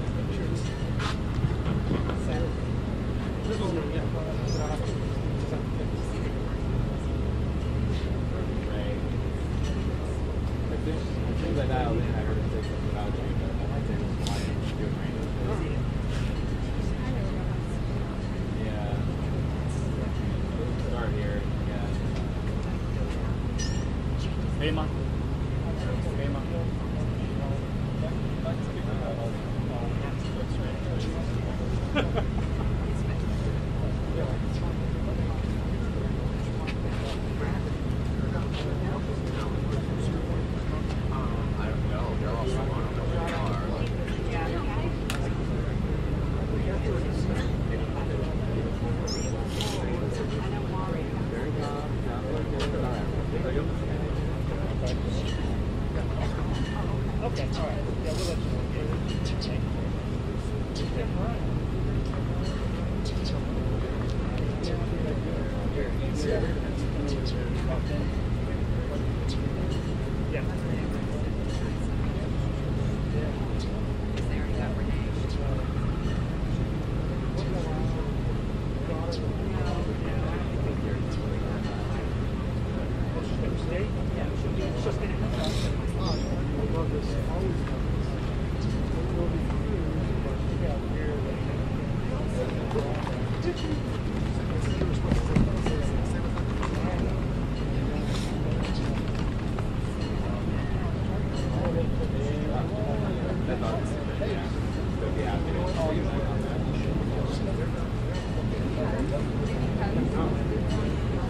Those guys don't know what it's like to get sick.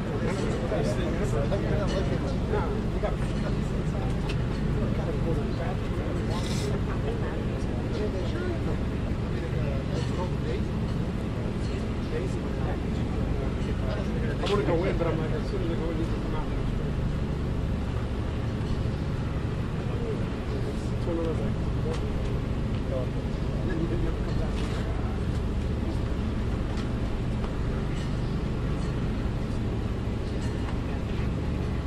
Well, I stopped on the way here and bought some little stuff to eat because I didn't know the time stuff. Yeah, I didn't know we were going to stop on the way staging areas. I stopped going out and try something. I was like, you know what? Damn, it's great. Good stuff.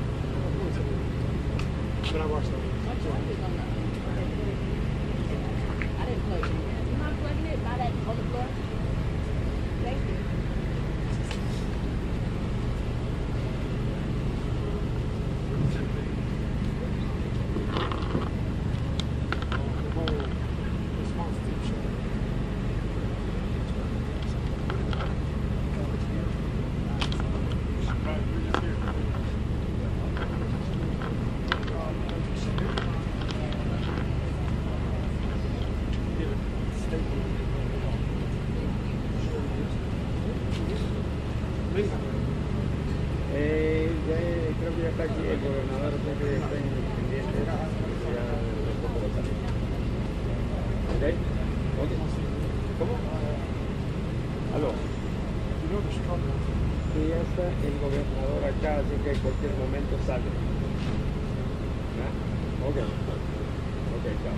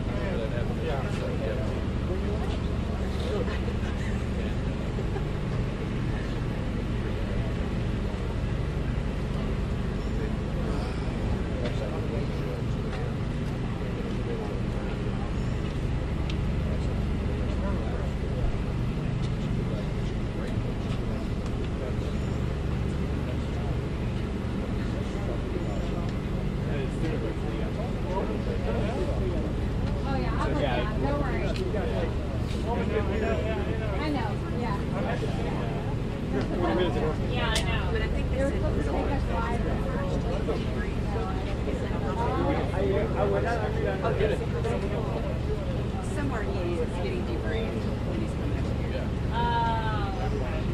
But I think he came out about 5 times.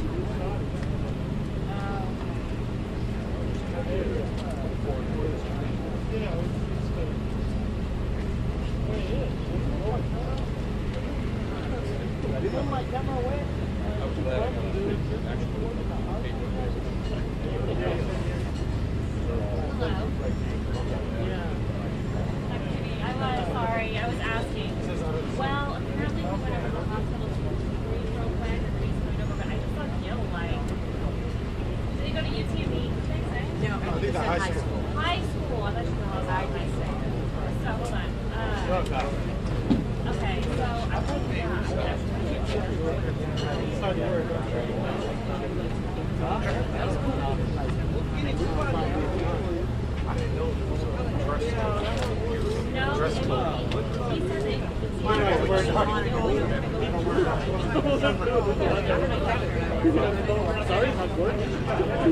Come on, have your seat. Come on.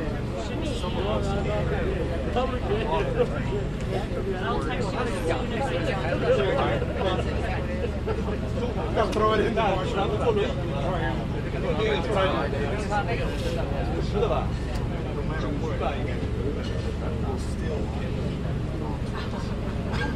just as we as you. I think I'm darker than you, actually. So, yes, I took it. Yes. I've been.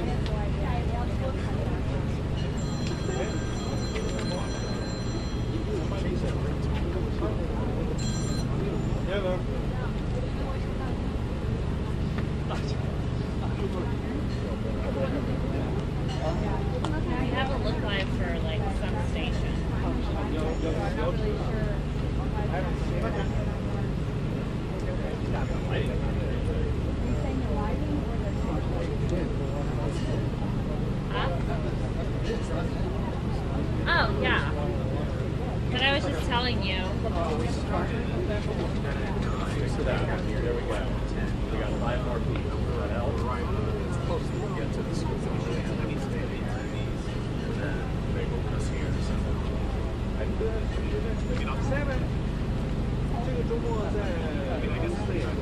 Hey, I have the line holding as high as I can. Yes. Okay, I'll hold it here and we'll see if I can move. Okay.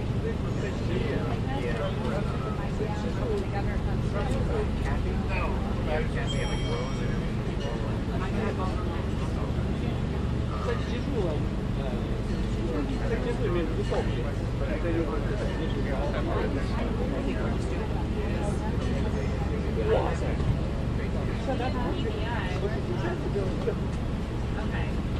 So I guess that's at 4:30. Yeah.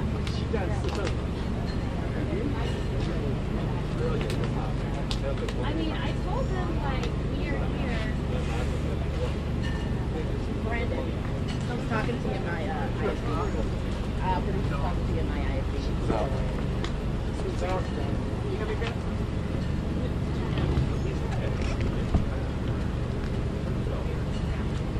Hey Stacy, no, we don't know. Again, last check he was being 3, so I can only tell you any minute now. We don't know.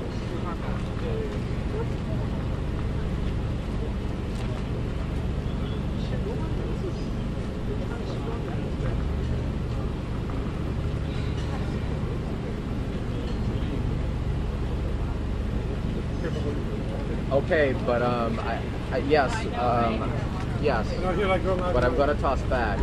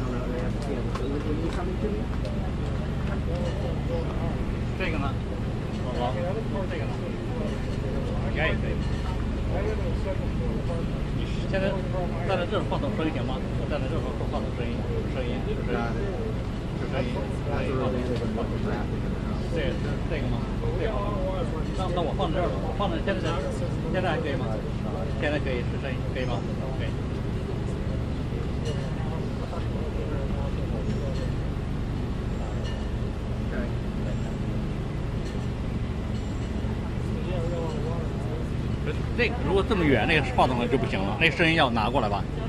那话筒声音行吗？我不动的话，就得拿这边来行。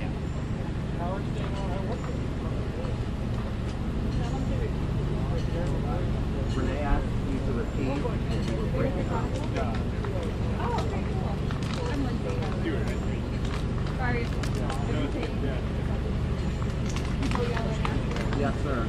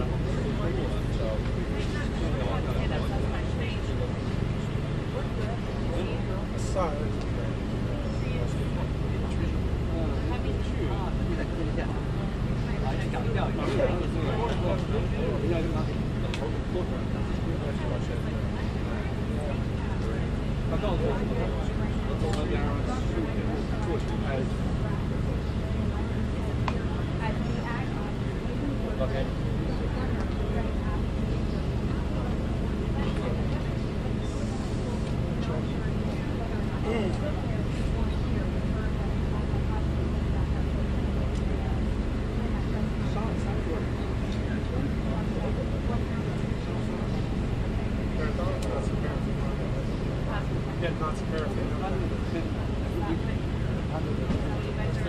Well, we're not reporting about laws, so they found it.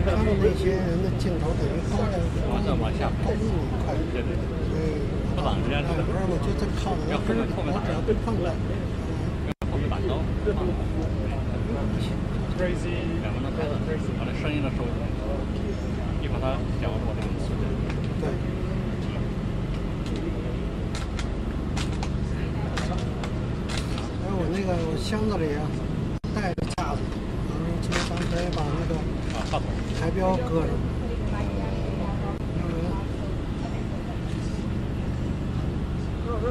要不然就只能像他这躺在这儿，躺在这儿人看不清楚。杨校那是架在谁的上？你还就搭在这两个，那就搭的。那也可以，就杵在这儿，其实就是装个样子，因为咱们实音值问题。我现在就是机器设2个声道全是有。那就拿那么装样吧。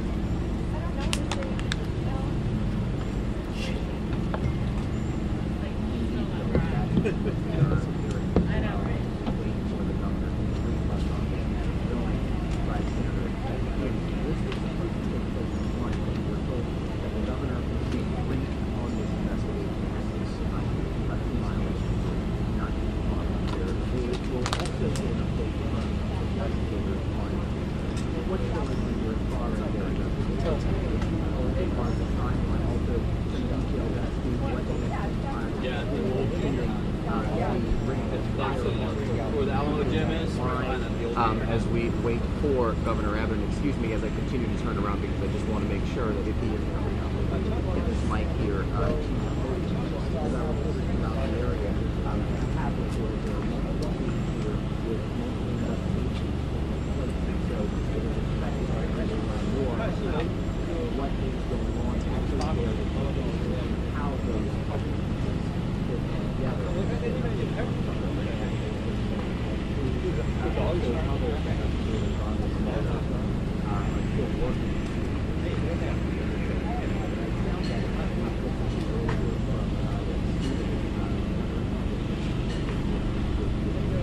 Broad overreaction.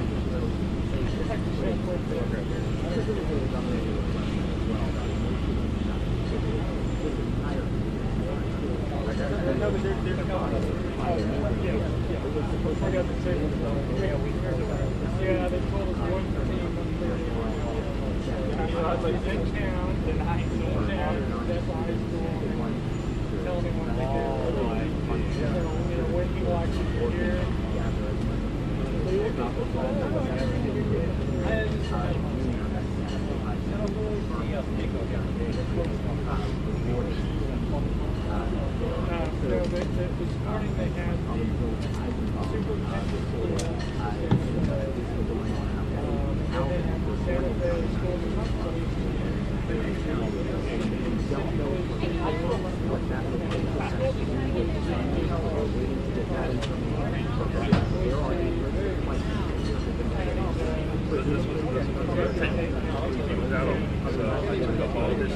This morning they had the superintendent I've ever had until day this morning. So that was supposed to be the Texas firefighter came in. And this morning was only like 2, and then this day came in. I was like so hoping it was under lockdown like 2 months ago. then I'm listening to the radio and I'm like, oh. Yeah, exactly. Yeah, I'm the problem. I mean, it's, yeah.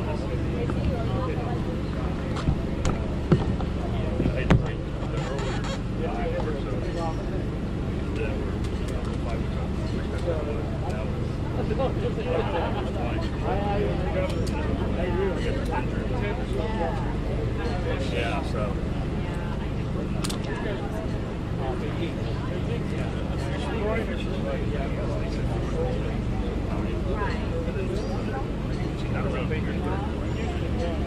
I don't know.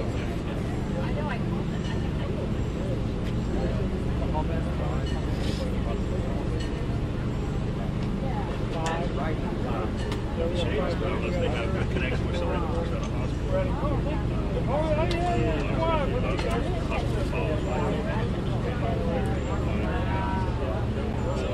You guys decided to fly in before procedures stay there. Fly in. Some people that are telling us something.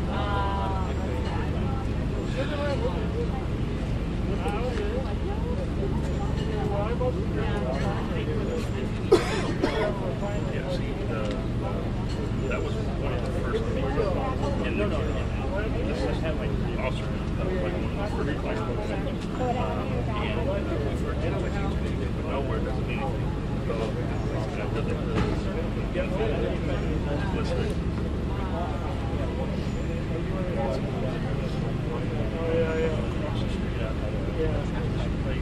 Oh, yeah, I've heard it.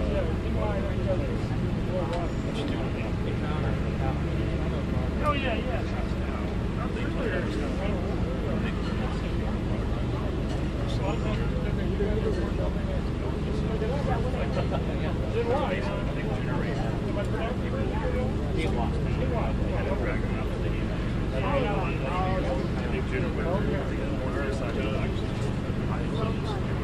So that's what he gets going. That's when you can ask all this stuff in a minute. I'm sure you'll flip around and this is where it's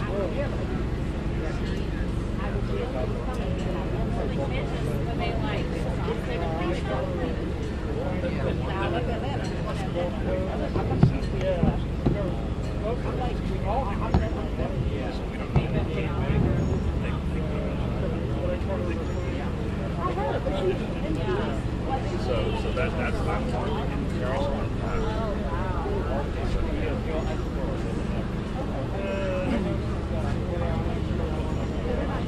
and then the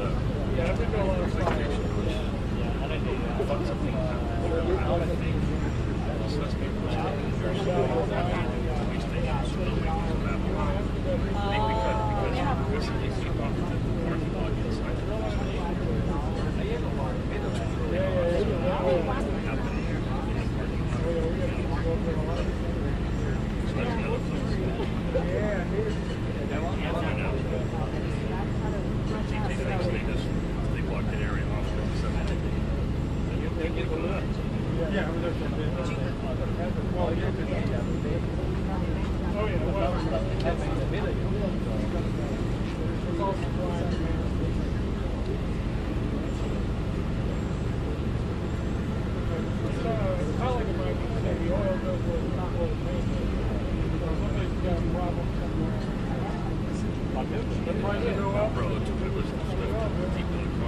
I got a shooter.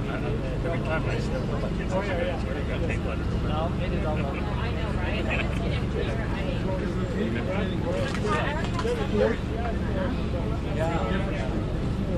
Yeah, Frank's up there.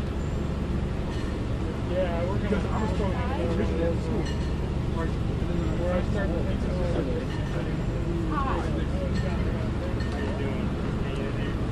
They're saying that your life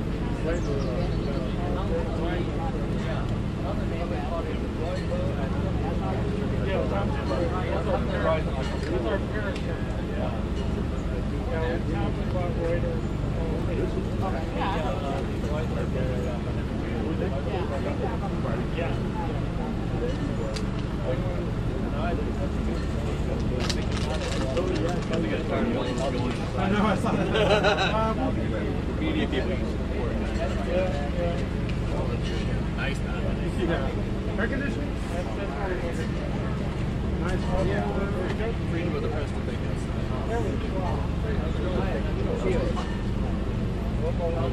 Yeah, Bloomberg, yeah. We're supposed to be fighting.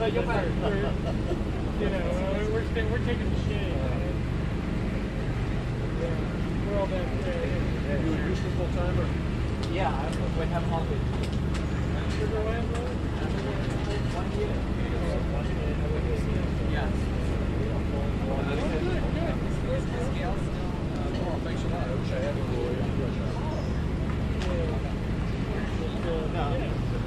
You guys are all over.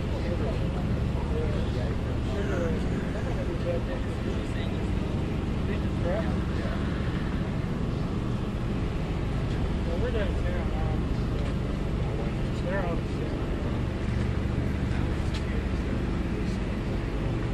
They brought in the porta potty. Yeah. They brought it in. I don't know where they are.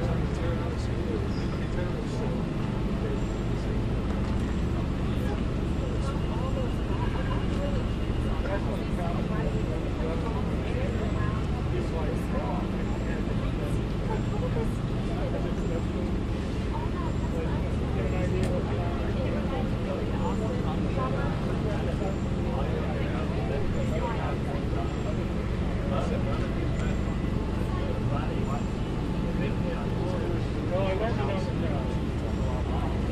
Yeah, I didn't know a lot about. I cover refining. No, I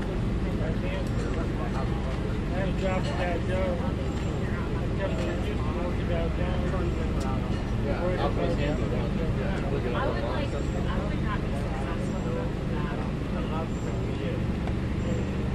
definitely enter myself. Yeah.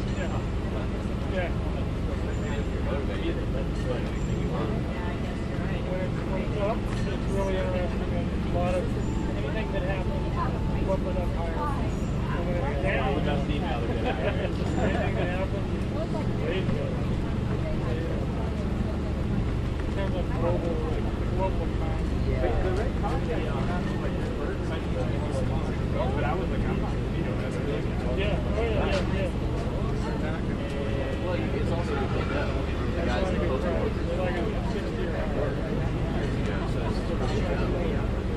the place that's been get back to people.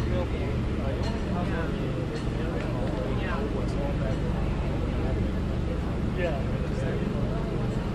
I mean, I know what's happening in places. So I'm focused on the refinery.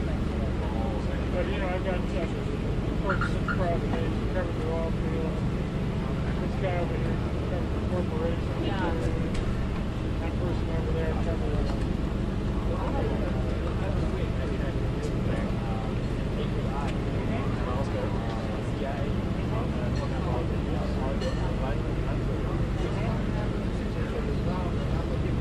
yeah, they're always good. Oh, well. Yeah, API is usually one. I don't know why. I think it has to do.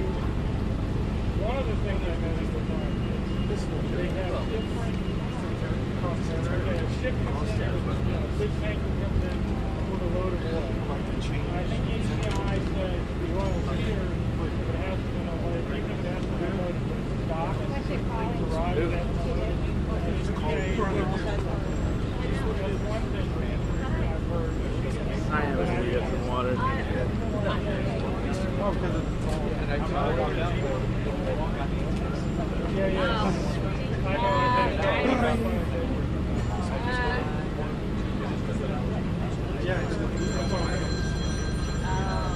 Well, we're not getting a very good share of signal. Are you guys on together? We're on a delay. Yeah, I agree. No, man. Oh, I hadn't heard that one. That's interesting. Yes? No, man. No worries.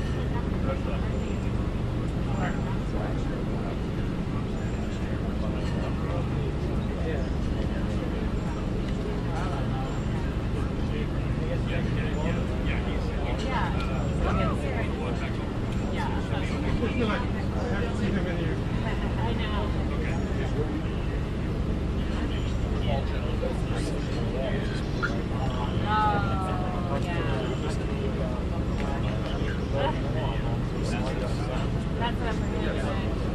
people have a second set of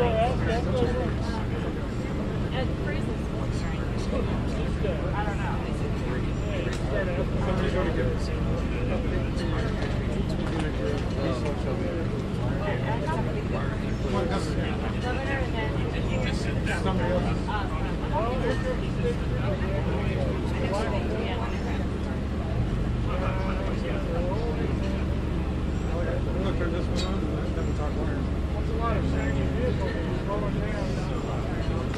Yeah. Let's go.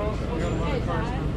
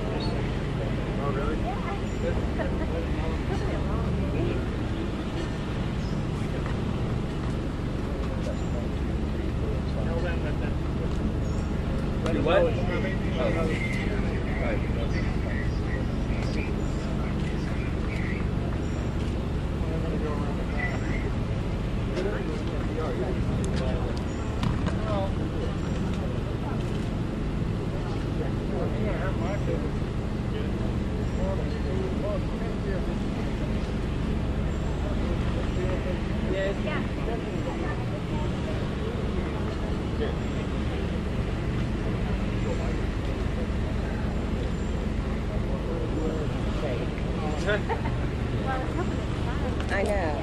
You know, he's going to be in there for at least 15 minutes.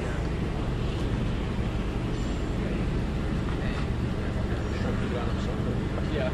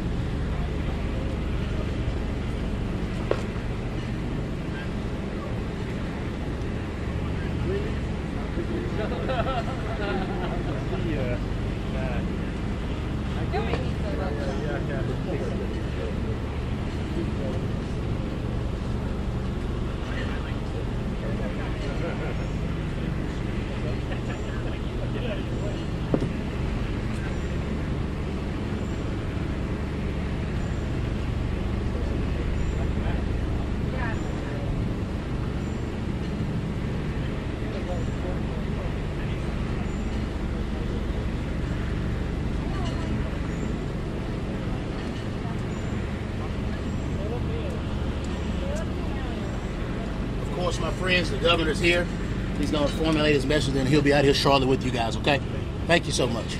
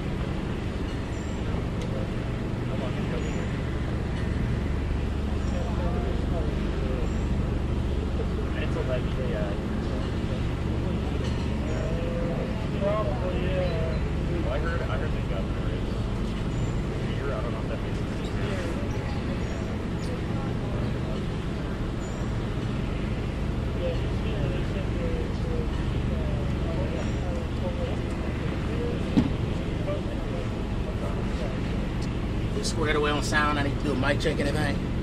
Good on sound. All right. Here he comes.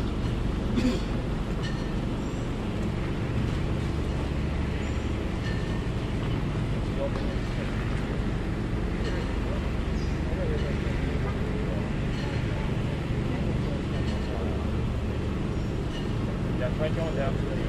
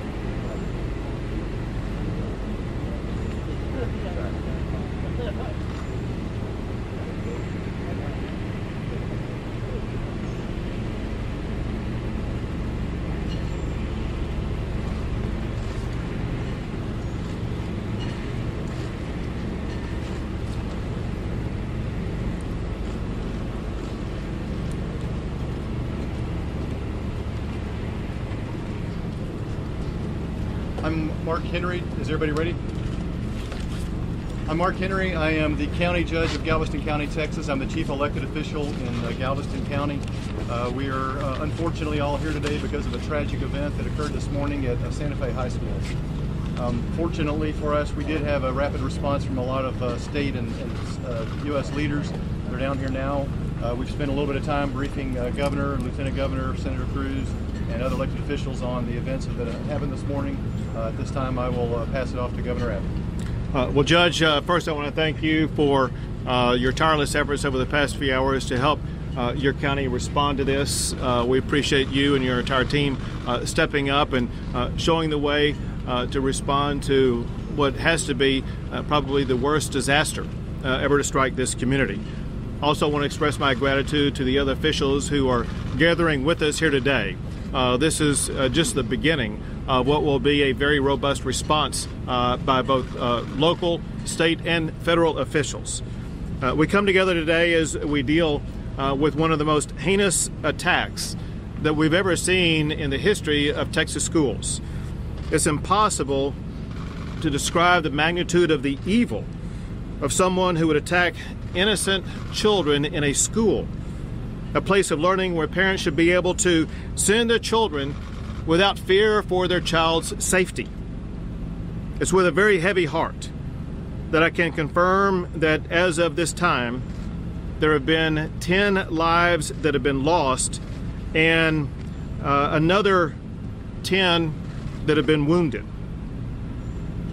We grieve for the victims who lost their lives at Santa Fe High School, and we pray for the families who are suffering and will continue to suffer in the days to come. Nothing can prepare a parent for the loss of a child. This will be a long and painful time for these parents as they work their way through what has to be the greatest challenge they've ever dealt with. We mourn with them. We mourn as fellow Texans. But we must come together as one community at this time of enormous suffering and show the victims and their families the support they need and they deserve. We appreciate all the first responders who've already stepped up to help respond to this challenge.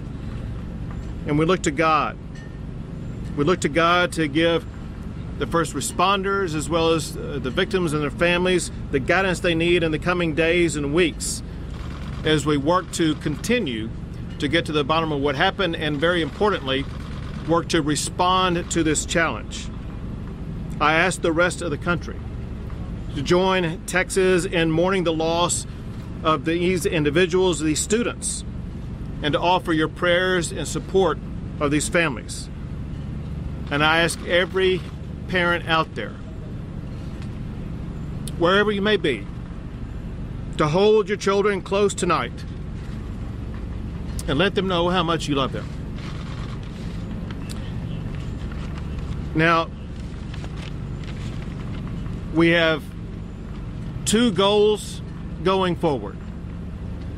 The immediate goal is to work in the immediate aftermath of this catastrophe to gather the evidence and information that is needed to ensure that this crime is going to be prosecuted appropriately, while also working in tandem to ensure that we provide the families and victims as well as all the children at this school and schools across the entire independent school district with the support and resources and counseling they need. Second, we need to do more than just pray for the victims and their families. It's time in Texas that we take action to step up and make sure this tragedy is never repeated ever again in the history of the state of Texas. So, beginning immediately, I'm going to be working with members of the Texas legislature, but also members of our communities across the entire state of Texas to begin with roundtable discussions beginning next week, where we will assemble all stakeholders to begin to work immediately on swift solutions to prevent tragedies like this from ever happening again. We want to hear from parents. We want to hear from students. We want to hear from educators. We want to hear from concerned citizens. We want to hear from those who hold the Second Amendment right in high esteem. We want to hear from everybody who has an interest in what has happened today, so we can work together on putting together laws that will protect Second Amendment rights, but at the same time ensure that our communities and especially our schools are safer places. These include things like speeding background checks. They also include strategies to keep guns out of the hands of those who pose an immediate danger to others. They include providing more resources to our schools to make sure that they have the safety personnel who can help protect their schools. It also means providing resources to address the mental health issues behind gun violence with a focus to reduce gun violence. It also means perhaps expanding a program that we've seen work effectively in the Lubbock Independent School District, where they have ways of measuring mental health challenges of students and being able to identify those who may pose a risk, and looking to deploy those strategies in school districts across the state of Texas. Listen, the fact of the matter is, in the fog of the aftermath of a catastrophe like this, the answers are not always immediate, but the answers will come by us working together. Now, that said, I do want to cover some of the details of where we stand right now, understanding that we will be providing updates later. I mentioned those who have been identified as being deceased and wounded, and we will provide an update on that later on.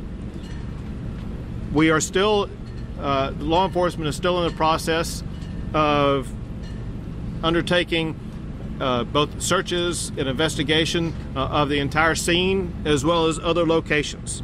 They have warrants out concerning the person who was responsible for the shooting, and they include warrants to search 2 residences. The reason why there is some slowness in being able to undertake these searches is because of the potential for explosive devices to be found in these residences, as they want to make sure they're able to enter them without anybody being harmed. One reason why there is concern about explosive devices is that various different kinds of explosive devices have already been detected. One was a CO2 device, another was a Molotov cocktail, and there are various other types of explosive devices that have been identified both in a home as well as in a vehicle. There's also a search warrant out for the vehicle of the shooter, but again, care and caution is being undertaken to make sure that entry is not made into that vehicle in a way that could pose harm to the people who are trying to enter into it. We also know information already that the shooter has information contained in journals on his computer and a cell phone that he said that not only did he want to commit the shooting, but he wanted to commit suicide after the shooting. As you probably know, he gave himself up and admitted at the time that he didn't have the courage to commit the suicide, that he wanted to take his own life earlier. He is currently at the Santa Fe Police Department. The Santa Fe Police Department is working in collaboration on this investigation with the FBI, with the Texas Department of Public Safety, with the ATF, with the Galveston Police Department, as well as the Galveston County Sheriff's Office. This is something that will be handled collaboratively by both federal and state prosecutors. So you'll know there are 1 or 2 other people of interest that are going to be and are currently being interviewed. One is a person who was at the scene, and we cannot definitively say whether or not this is a person who may have had some level of involvement in the crime. There was just some suspicious reactions on the part of this person that we want to make sure that this person is adequately investigated. And then separate from that, there is another person where we have certain information that we want to make sure this other person is going to be fully interviewed to see if there's information to be gleaned from this other person who at this time will not be identified. As you probably have heard, the weapons used in this attack, there are two weapons. One was a shotgun, and the other is a .38 revolver. Neither of these weapons were owned or legally possessed by the shooter. It's my information that both of these weapons were obtained by the shooter from his father. It's my information at this time that the father legally owned these weapons. I have no information at this time whether or not the father was aware that his son had taken these weapons from the father. I do want to thank all of the multitude of law enforcement agencies that have been involved in this process.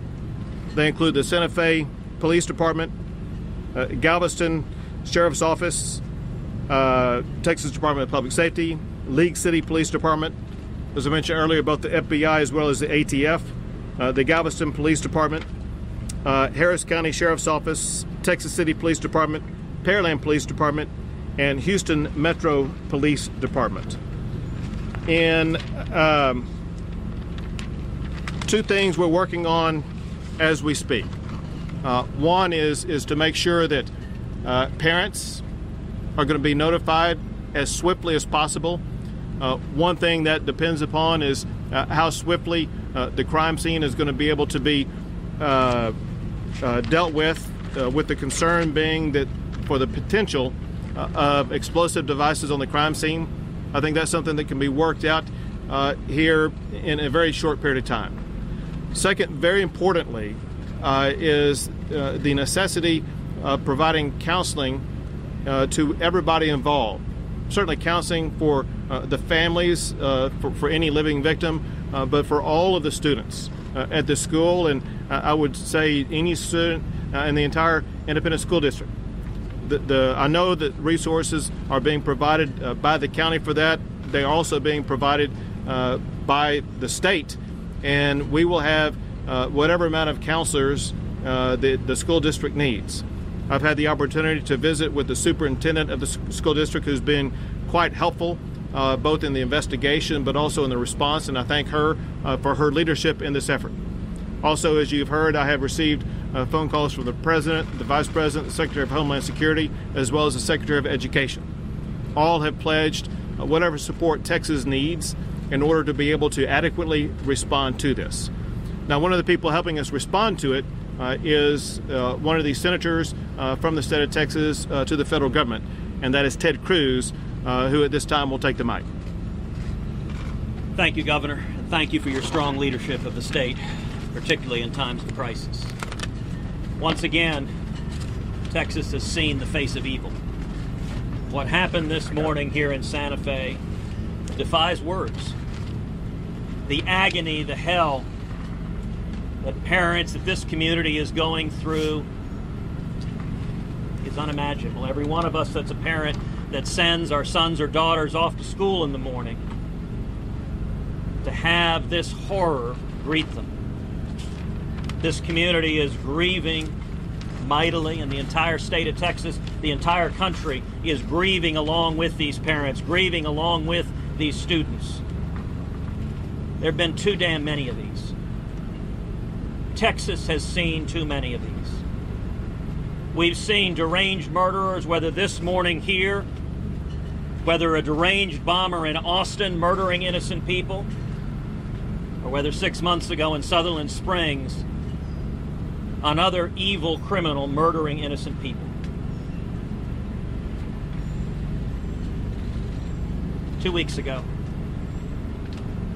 I was back in Sutherland Springs at the rededication of that church on the 6-month anniversary of that horrific crime, and the word of encouragement that I would give to the people of Santa Fe as you deal with this unimaginable grief is that in the wake of this horror, that community and this community came together, leaned on each other, stood side by side with each other, cried on each other's shoulders, held each other, prayed for each other, helped each other stand up. And I can tell you in Sutherland Springs, 6 months after the horror, there was hope and joy. There was grief and mourning and loss, but there was also hope and joy.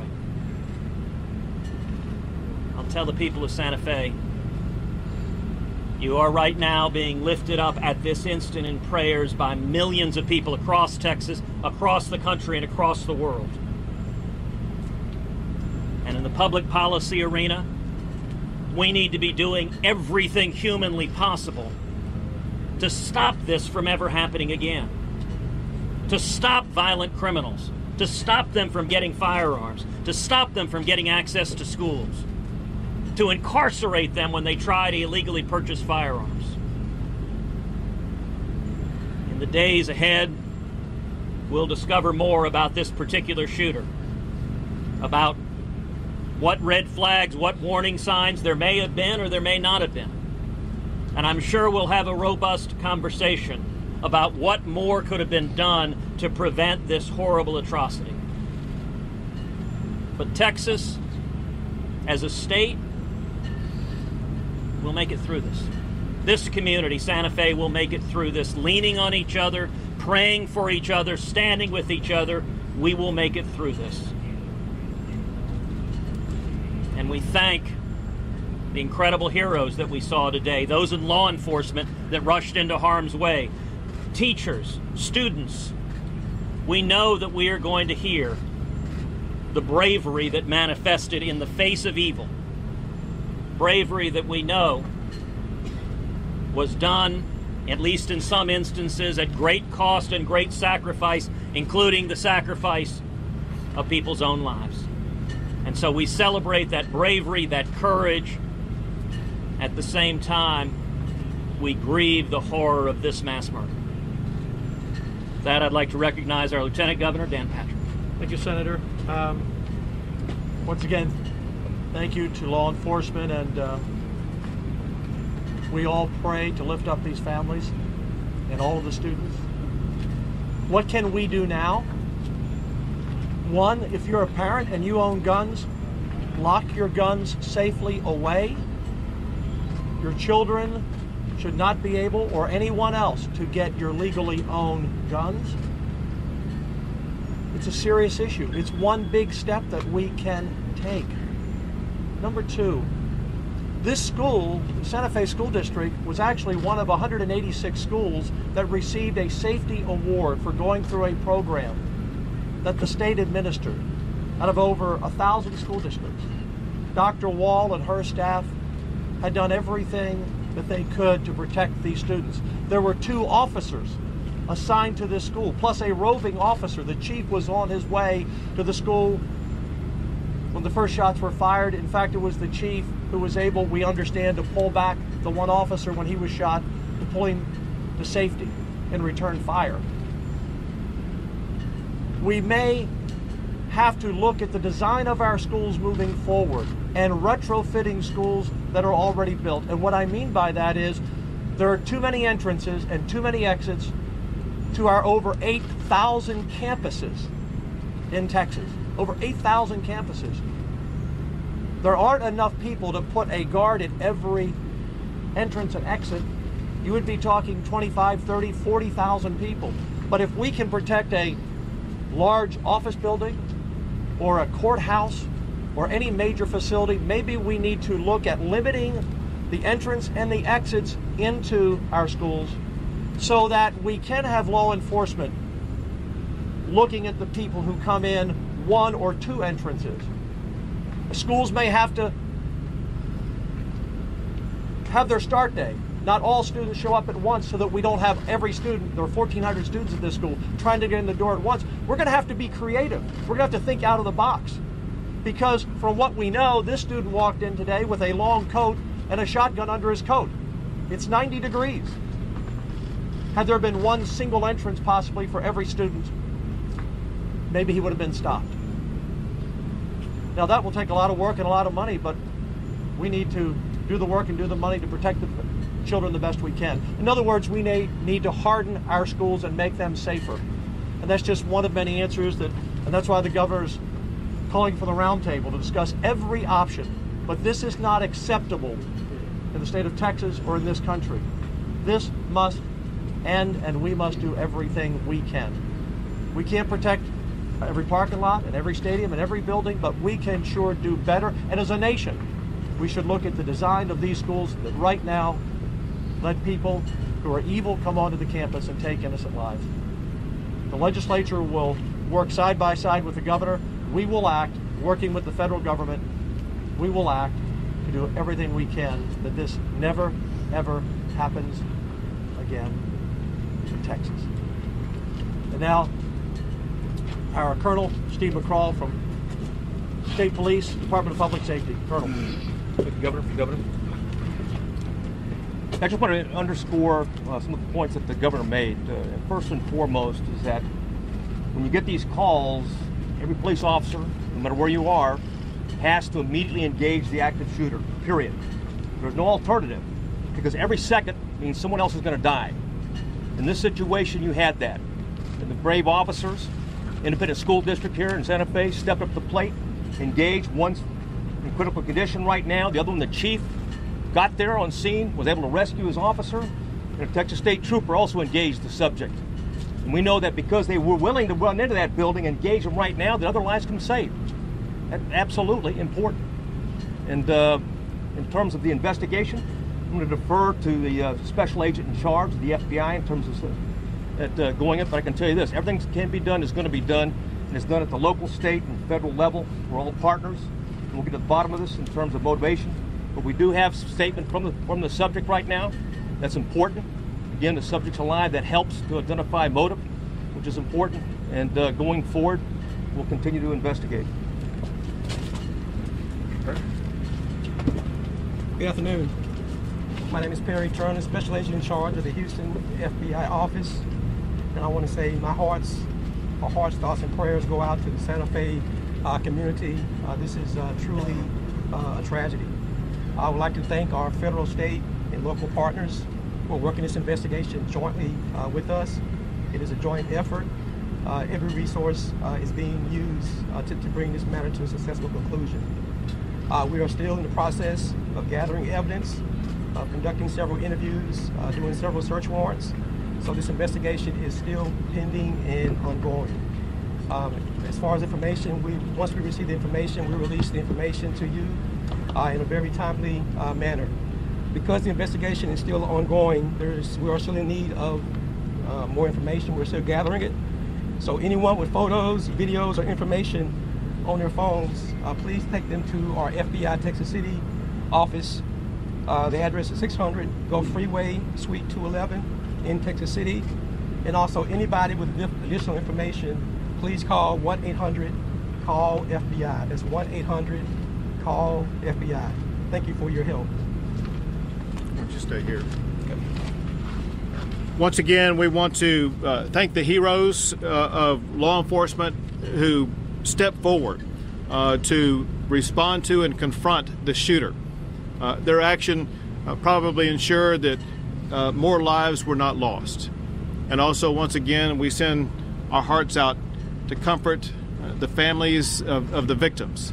And we want to ensure those families, as well as every person across the entire state of Texas, that we as leaders of this state view what happened today as unacceptable, and we're going to be striving to find strategies that will prevent actions like this from ever happening again.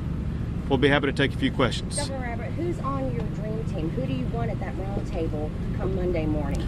Very, very importantly, we need to have people participating in this roundtable who will bring a diversity of ideas, strategies, thoughts, and concerns. I would like to see 2 members from the Texas Senate, 2 members from the Texas House from the legislative side. It's also important to have families, victims, educators, but also understanding this doesn't just happen in school, it happens elsewhere. So we want to see others who are impacted by shootings like this. It'd be great to have some people who were victims of Sutherland Springs there, for example, as well as concerned parents. But also it's very important to have those who believe in making sure that gun rights are protected. So we want to have everybody who brings every perspective so that we can find the right strategies that will actually work. Any specific legislators? That will be up for the Lieutenant Governor to decide and for the Speaker to decide for their respective bodies. Governor, legislatively, if you could propose something right now, what would it be? Interestingly, I had prepared a policy paper that I was going to be rolling out next week addressing gun safety in the state of Texas. And I ticked off a few of those policy proposals in general, but they do include some things that actually would not be relevant to what happened today. But they do include speeding background checks. They do include strategies to keep guns out of the hands of those who pose an immediate danger to others. They do include providing more resources to schools to have safety personnel that are needed to respond, but also what you might call hardening of schools. They include resources to address the mental health issues that are seemingly behind so many of these shootings and make sure that we are able to address those mental health issues in a way that reduces gun violence. It also includes looking at that program, the mental health program that's been employed by the Lubbock Independent School District, and look to expand that to other schools across the state. Governor, can you provide any more details on the confrontation with law enforcement? How much longer after the shooting began was law enforcement able to confront the shooter? Any information on that? I think that would be better answered by somebody else who was on the scene. I've been briefed on it, but I want to make sure you have accurate information on it. What's the question? How much time? What was the apprehension like? And how much time between the beginning of the shooting and when the shooter was apprehended? We know officers were at the school at the time. You can come on up. Here. Come on up right here. We know officers were at the school at the time. As far as the time frame, we don't know that yet. We just have to go back and review the video at this point. But there were officers on the scene, so it was very limited time frame. So they were at the school when the shooting began? Yes, sir. Now, let me tell you two things about that. First, the safety plan by this particular school and school district is to have 2 ISD officers on campus. Those 2 officers were on campus at the time and were able to confront the shooter early on in the process. 2, there are cameras in the school that will provide film of a lot of this information. That has not yet been made available to all of us yet, but hopefully will be soon, and that will reveal a whole lot. Governor, the legislature allowed SB 1556 to lapse in 2017. The legislation that created certificates through the Texas School Safety Center. Is that something that critically needs to be brought back, given the need to lock down some of the schools? Well, first, with regard to the School Safety Center, you may recall that after the shooting in Parkland in Florida, I asked Mike Morath, the TEA commissioner, to reach out to every school as well as to every college and make sure that their school safety standards were up to speed. And he received back confirmation information from schools across the entire state of Texas. So we did that proactively. Interestingly, this school went through their school safety procedure just weeks before this incident, and they went through a lockdown test. And so they took the precautionary preparation that was expected of them. Governor, concerning the explosive devices, does that appear that something that the shooter or others made on their own? Were there a number of them found? Can you give more information on that? Yes, it appears that these explosive devices were made by the shooter. Cannot solidly confirm that yet, but there's no reason to suspect that any other person other than the shooter made those devices. Do you know how many there were? We're still working on the total number. The reason why is as we gather here right now, I don't have information yet back from his house or the 2 residences that are being explored to know how many might be in there. And I haven't heard yet whether or not the car has been opened up yet to know how many might be in there. And so that's a number that we are unable to ascertain as of this moment. Do you know where he got supplies? So I was just wondering, did he get supplies? Do you know where he got the supplies? Don't know that yet. The good news is we're going to have the ability to ask those questions. Governor, we always hear about some of the warning signs that we missed. What were some of those in this case? One of the frustrating things in the early status of this case is, unlike Parkland, unlike Sutherland Springs, there were not those types of warning signs. We have what are often categorized as red flag warnings. And here, the red flag warnings were either non-existent or very imperceptible. There is, from his Facebook page, a T-shirt that says "Born to Kill." That would be maybe the only, if not the foremost, warning sign. But as far as investigations by law enforcement agencies, as far as arrest or confrontation with law enforcement, as far as having a criminal history, he has none. His slate is pretty clean. And so there simply were not the same type of warning signs that we've seen in so many other shootings. Governor, are there any last question, we got to go. Are there any individuals who are wounded who are still in critical condition? What about the officer who was shot? Right, yes, there are. It's my understanding there's at least one, perhaps two people who are still in critical condition, and I'm not at liberty to reveal the identification of those people at this time. Thanks, guys. We got to go. Thank you, Governor. Thank you, Governor. Thank you all. We tried to provide you a little breeze to help it out there.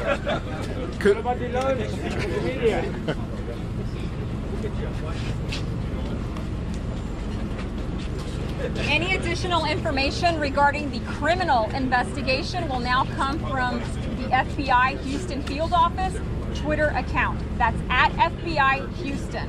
We do not plan to have any more media availabilities, but any additional information regarding the criminal investigation will now come from at FBI Houston on Twitter. Thank you, guys. Will there be another school district? There's no planned one for now, but that'll all be updated on Twitter. Yeah, thank you, guys. Name yet for the suspect? I cannot make that conversation at this time.